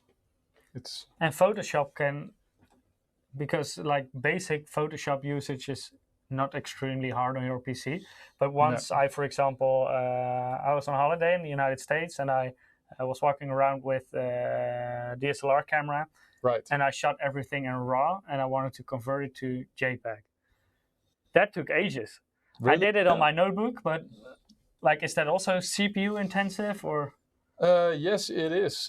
Basically, when you are converting images, a more raw file format to a compressed file format like JPEG, it's really using that processing power to compress images into a small file size. Yeah, I shouldn't do that on my notebook again. No. It took quite a while. So I don't have a demonstration for this, but basically saving images also, well, can take a lot of time when you're using slow hard disks. So working with here also fast SSDs will benefit you a lot. Yeah, and with projects like these or other projects, it is very well, it's common to save a lot. You have these this auto backup function as well, which saves well, many times, depending how it's set. And then it's so if the power drops, you can easily recover to. Right. It's saving multiple backup files to a folder. So when it does that on a slow hard drive, the program probably is going to freeze, but not with these super fast SSDs. Okay. CJ Bale is saying the 600 megabyte photo. Holy. Yeah. Yeah, so I thought the same. 600 megabytes for a photo. That's. Yeah. So that's the whole project. What I'm talking. So that's with all the sub layers and because I think that's the one, the JPEG file you had in the folder itself. That's like when you just saved it as a JPEG. That's like the result, and then it's only 3 or 4 megabytes. Yes, it's very small. Yeah, 3 megabytes. So that's a huge difference. So it's more of the project than just the image. So, and the same goes for video footage. This is footage I used from a personal project from years ago. I was using a Blackmagic cinema camera. It was 2.5K resolution, and it shot video in RAW files. So no compression at all. It was. What kind of memory card are you using? The camera used a 500 gigabyte SATA SSD. An SSD in the camera? I could plug it right in the camera. Okay. And so it's like just a 2.5-inch drive you put into the camera. Right, and the camera was saving all the frames in separate images, basically. So in Cinema DNG format. And here you can see each frame was over 4 megabyte. And how many frames per second were you recording with? I think about 30 24 or 30. So this is So that's 30 times this 5 is a megabyte per video second. take of 800 frames, which is approximately, well, 20 seconds. And what's footage. the size of this? Full folder? Almost 4 gigabytes. For 20 seconds of footage. Yes, and if you were using a 20 frames per second composition, then it would be even, it would be half. Yeah. And what I'm saying is, AK is asking how different are Prestige X570 creation and MEG X299 creation? Yeah, in terms of platform, a lot. Prestige X570 creation is AMD's AM4 platform. It is a mainstream platform, but of course AMD will soon come with their newest 16-core processor. They already have a 12-core out. But it will still, it's a little bit more limited in PCI Express lanes than high-end desktop platform, such as X299 or X399 for AMD. And also with, for example, memory on X299 motherboards, you will get 8 memory slots, so you can go up to 256 gigabytes of memory, whereas on AM4 you only have 4 memory slots with dual channel memory. So I think the AMD with their new 3rd gen Ryzen, they are closing the gap a little bit in between mainstream and high-end desktop platform, but still for certain situations high-end desktop platform is still an interesting choice. Not for everything, but depends on what you want to do on it.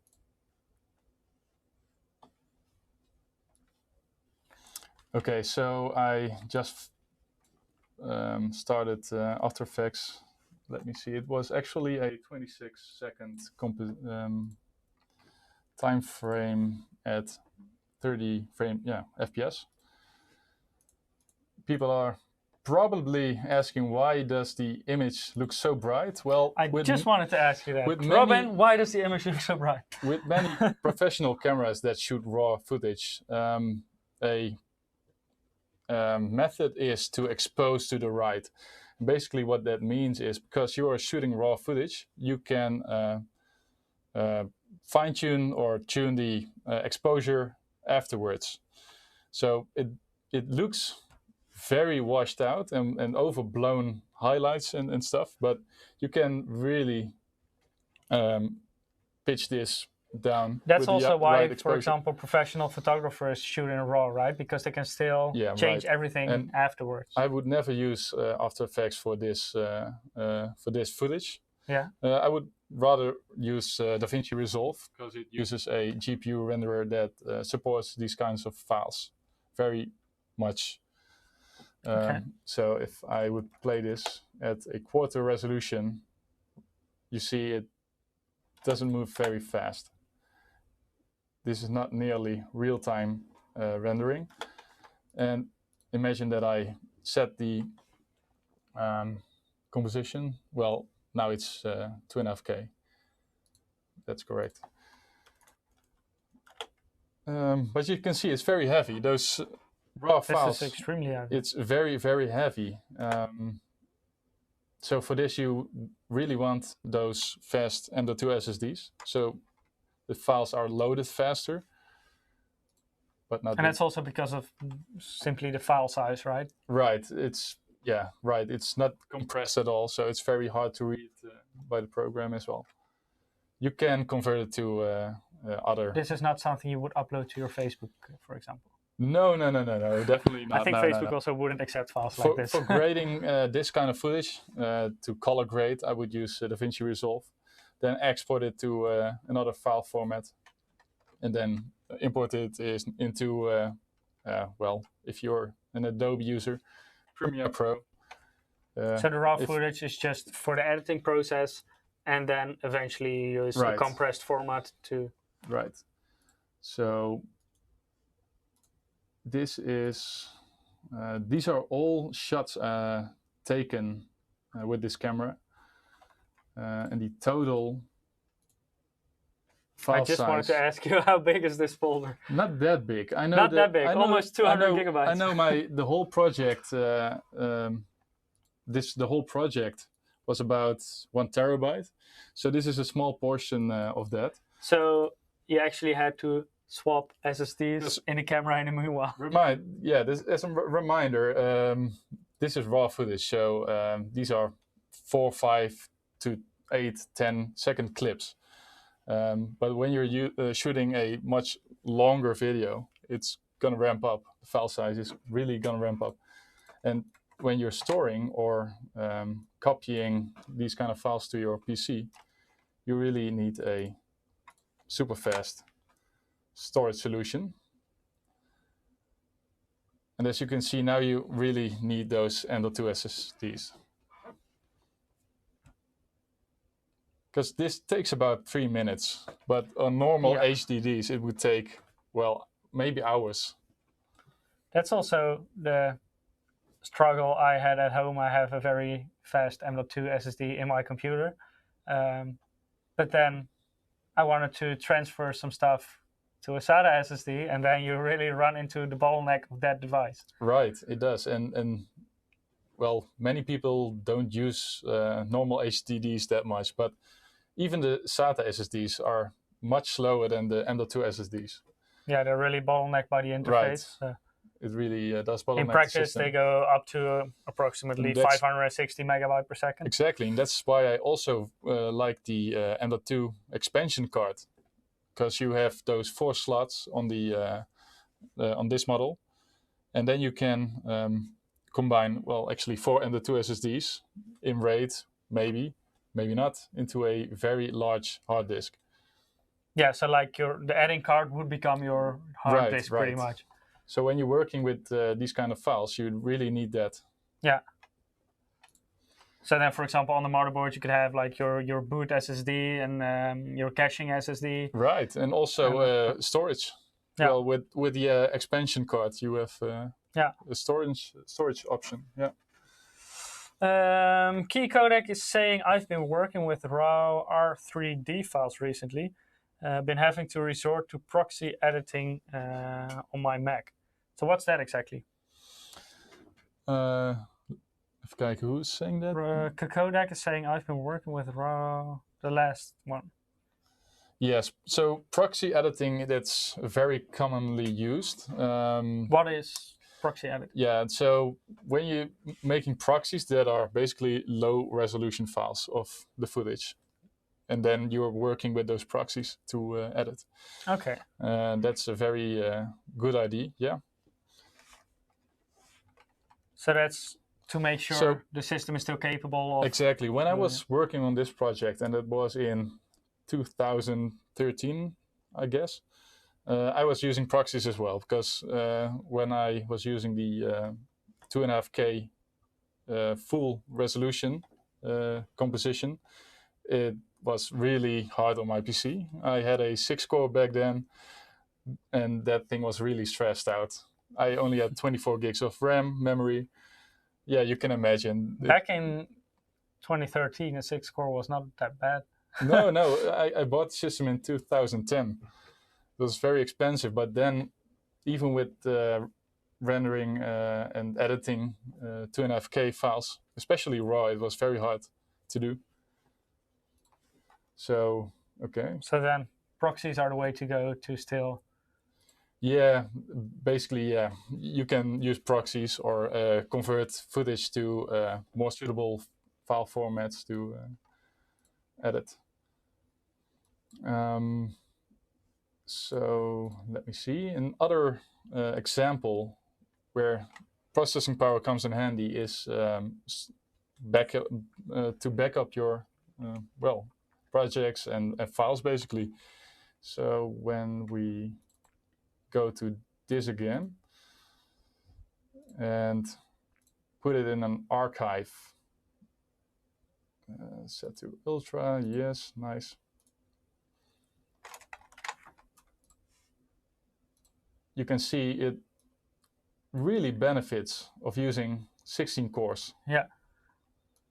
And back in the days I used... So this can also put full load on your CPU. Yeah, and I used to archive raw footage as well. Because this is 185 gigabytes or something? No, right? this is just the 4 gigabytes. But okay. imagine having multiple terabytes of raw footage. You want to compress it in an archive. And God, it is very, very handy if it's fast. So, yeah, basically this is a nice application and showcase for a fast system as this. Because this is, it also uses quite some memory, but not it uses extreme. quite, yeah. So with a 16 gig RAM system, then you are bottlenecking, then you're bottlenecking it as well. Yeah. But it's not like the rendering, for example. Let me see. Though, what great builds you have there. We actually have in the visual, you can see what we're using exactly. We're using the MSI Creator X299 motherboard with a Core i9-9960X 16-core processor, 64 gigabyte of quad-channel DDR4 3200 memory, and now we're using a GTX 1660 Ti. We're not really doing anything really heavy on the GPU now. But of course, these CPUs do not come with integrated graphics, so you will have to use a graphics card. So that's what we did. For storage, we're using an Intel 600p 265 gigabyte as a boot drive, and in addition to that, 3 Western Digital Black 500 gigabyte NVMe SSDs. And maybe you notice we're also using that very nice 5K Prestige PS 341 WU monitor.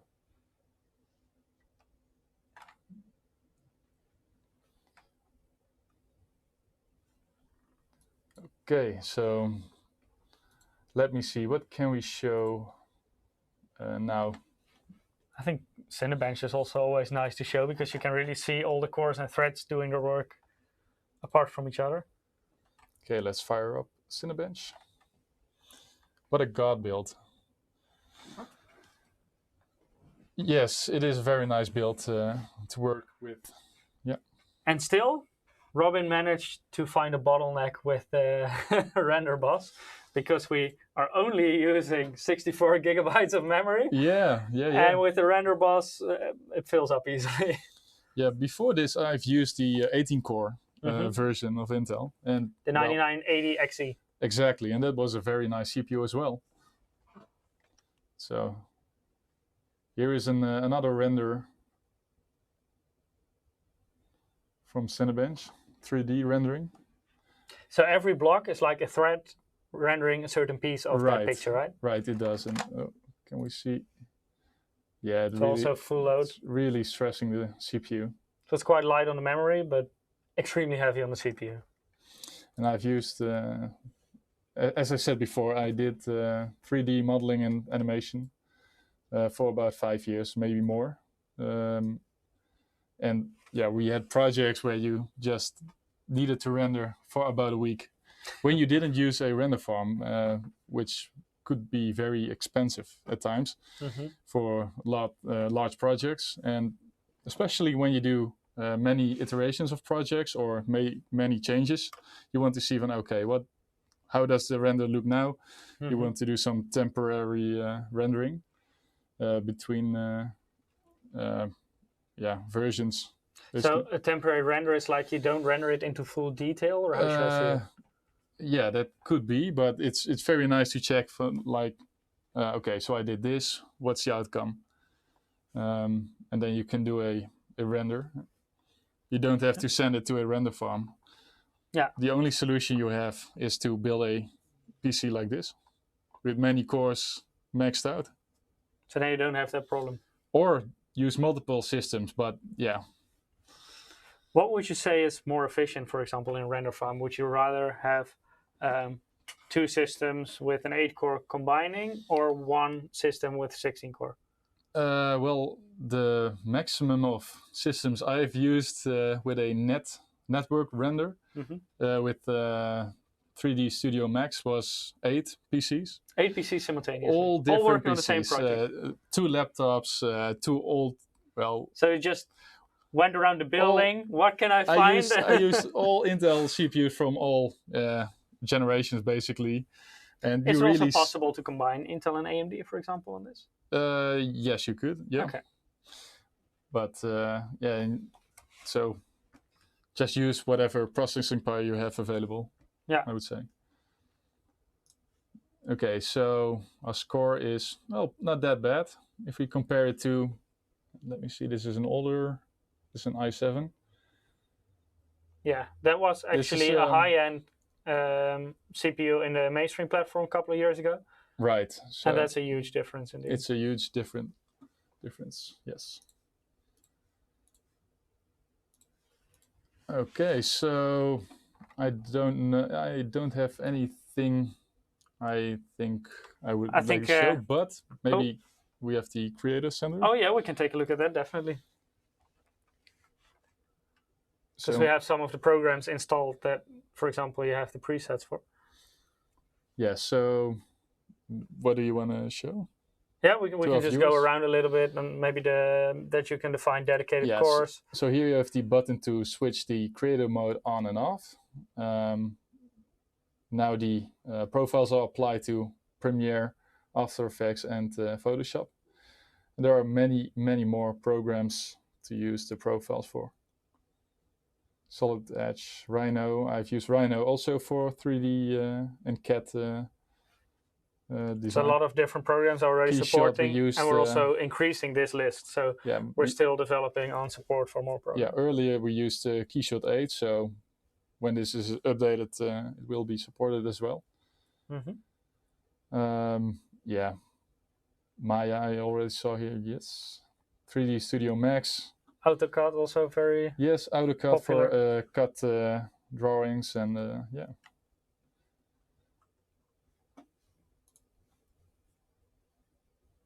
So here we can see system monitoring. Yes, and you can even free up the memory in this program and clean up disk.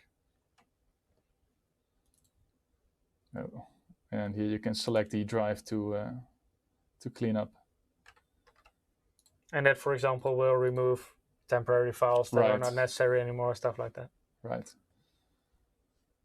Okay, and here you can set the performance profiles, the scenarios, to high performance, balance, silent, and power saving. So if you're going to render with this, you don't want to put this on power saving, right? No, no, not exactly. I would probably put it on balance because I want to be, I want to have a balanced system with very stable system, I would say. Mm-hmm. Okay, here you have some monitor settings. And here's some tools.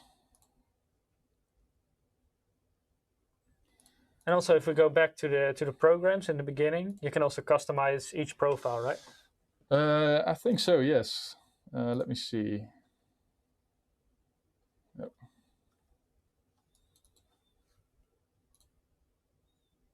We're still using an early beta for this. So it's not 100% stable yet.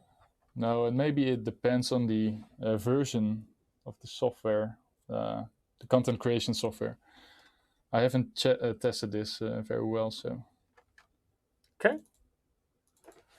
Then I think it's time to draw our next winner. Right. Before we close it off. So I hope you all participated, because this will be our final winner for today. Let me see. Oh, this is one for you, Robin, because this is more one, difficult. Right? We have a. Oh, you have a nickname. We have a very easy nickname, and the winner is Baltic Seal. Baltic Seal, congratulations! Seal, yes. You also won one of the $20 Steam wallet codes. We will send it to you in the coming days as well. We have a comment from someone that says sexy white monitor. Yeah, I recognize the name. So what monitor are we using? Oh, yeah, we're currently, let me pull the spec sheet back up so everyone can also read what we're using. We're using the MSI Prestige PS341WU monitor, and we're also using our new PM10 Creator mouse and the PK30 Creator keyboard. So all very nice and wide. And it's a very wide monitor. It's very nice. Yeah, it's an ultra wide monitor. Currently, we are not using the full width of the monitor because we are. That's because of the capture card. The capture card. Yeah, the capture card can only do 16:9, so we cannot use the complete width of the monitor. So we duplicated the screen. But it is actually it doesn't even a 5K ultra wide monitor. It doesn't even fit on screen. No, it's wide. It's very wide. Very wide and very nice to work with. Yeah. Yeah. So that was it for today. Thanks everyone for joining. Thanks Robin for being our guest in the live stream. No, thanks. And about giving all the inside information about how you can use a motherboard like this best. Next week we're going to talk about some new gaming gear, the Immerse GH50 headset and the Clutch GM30 gaming mouse. Not this one. The next one. This is this one. Content creation peripherals. Next week we will talk about gaming gear. So make sure to tune in again. Same place, same time. Thank you for joining and see you next week. Goodbye. Goodbye.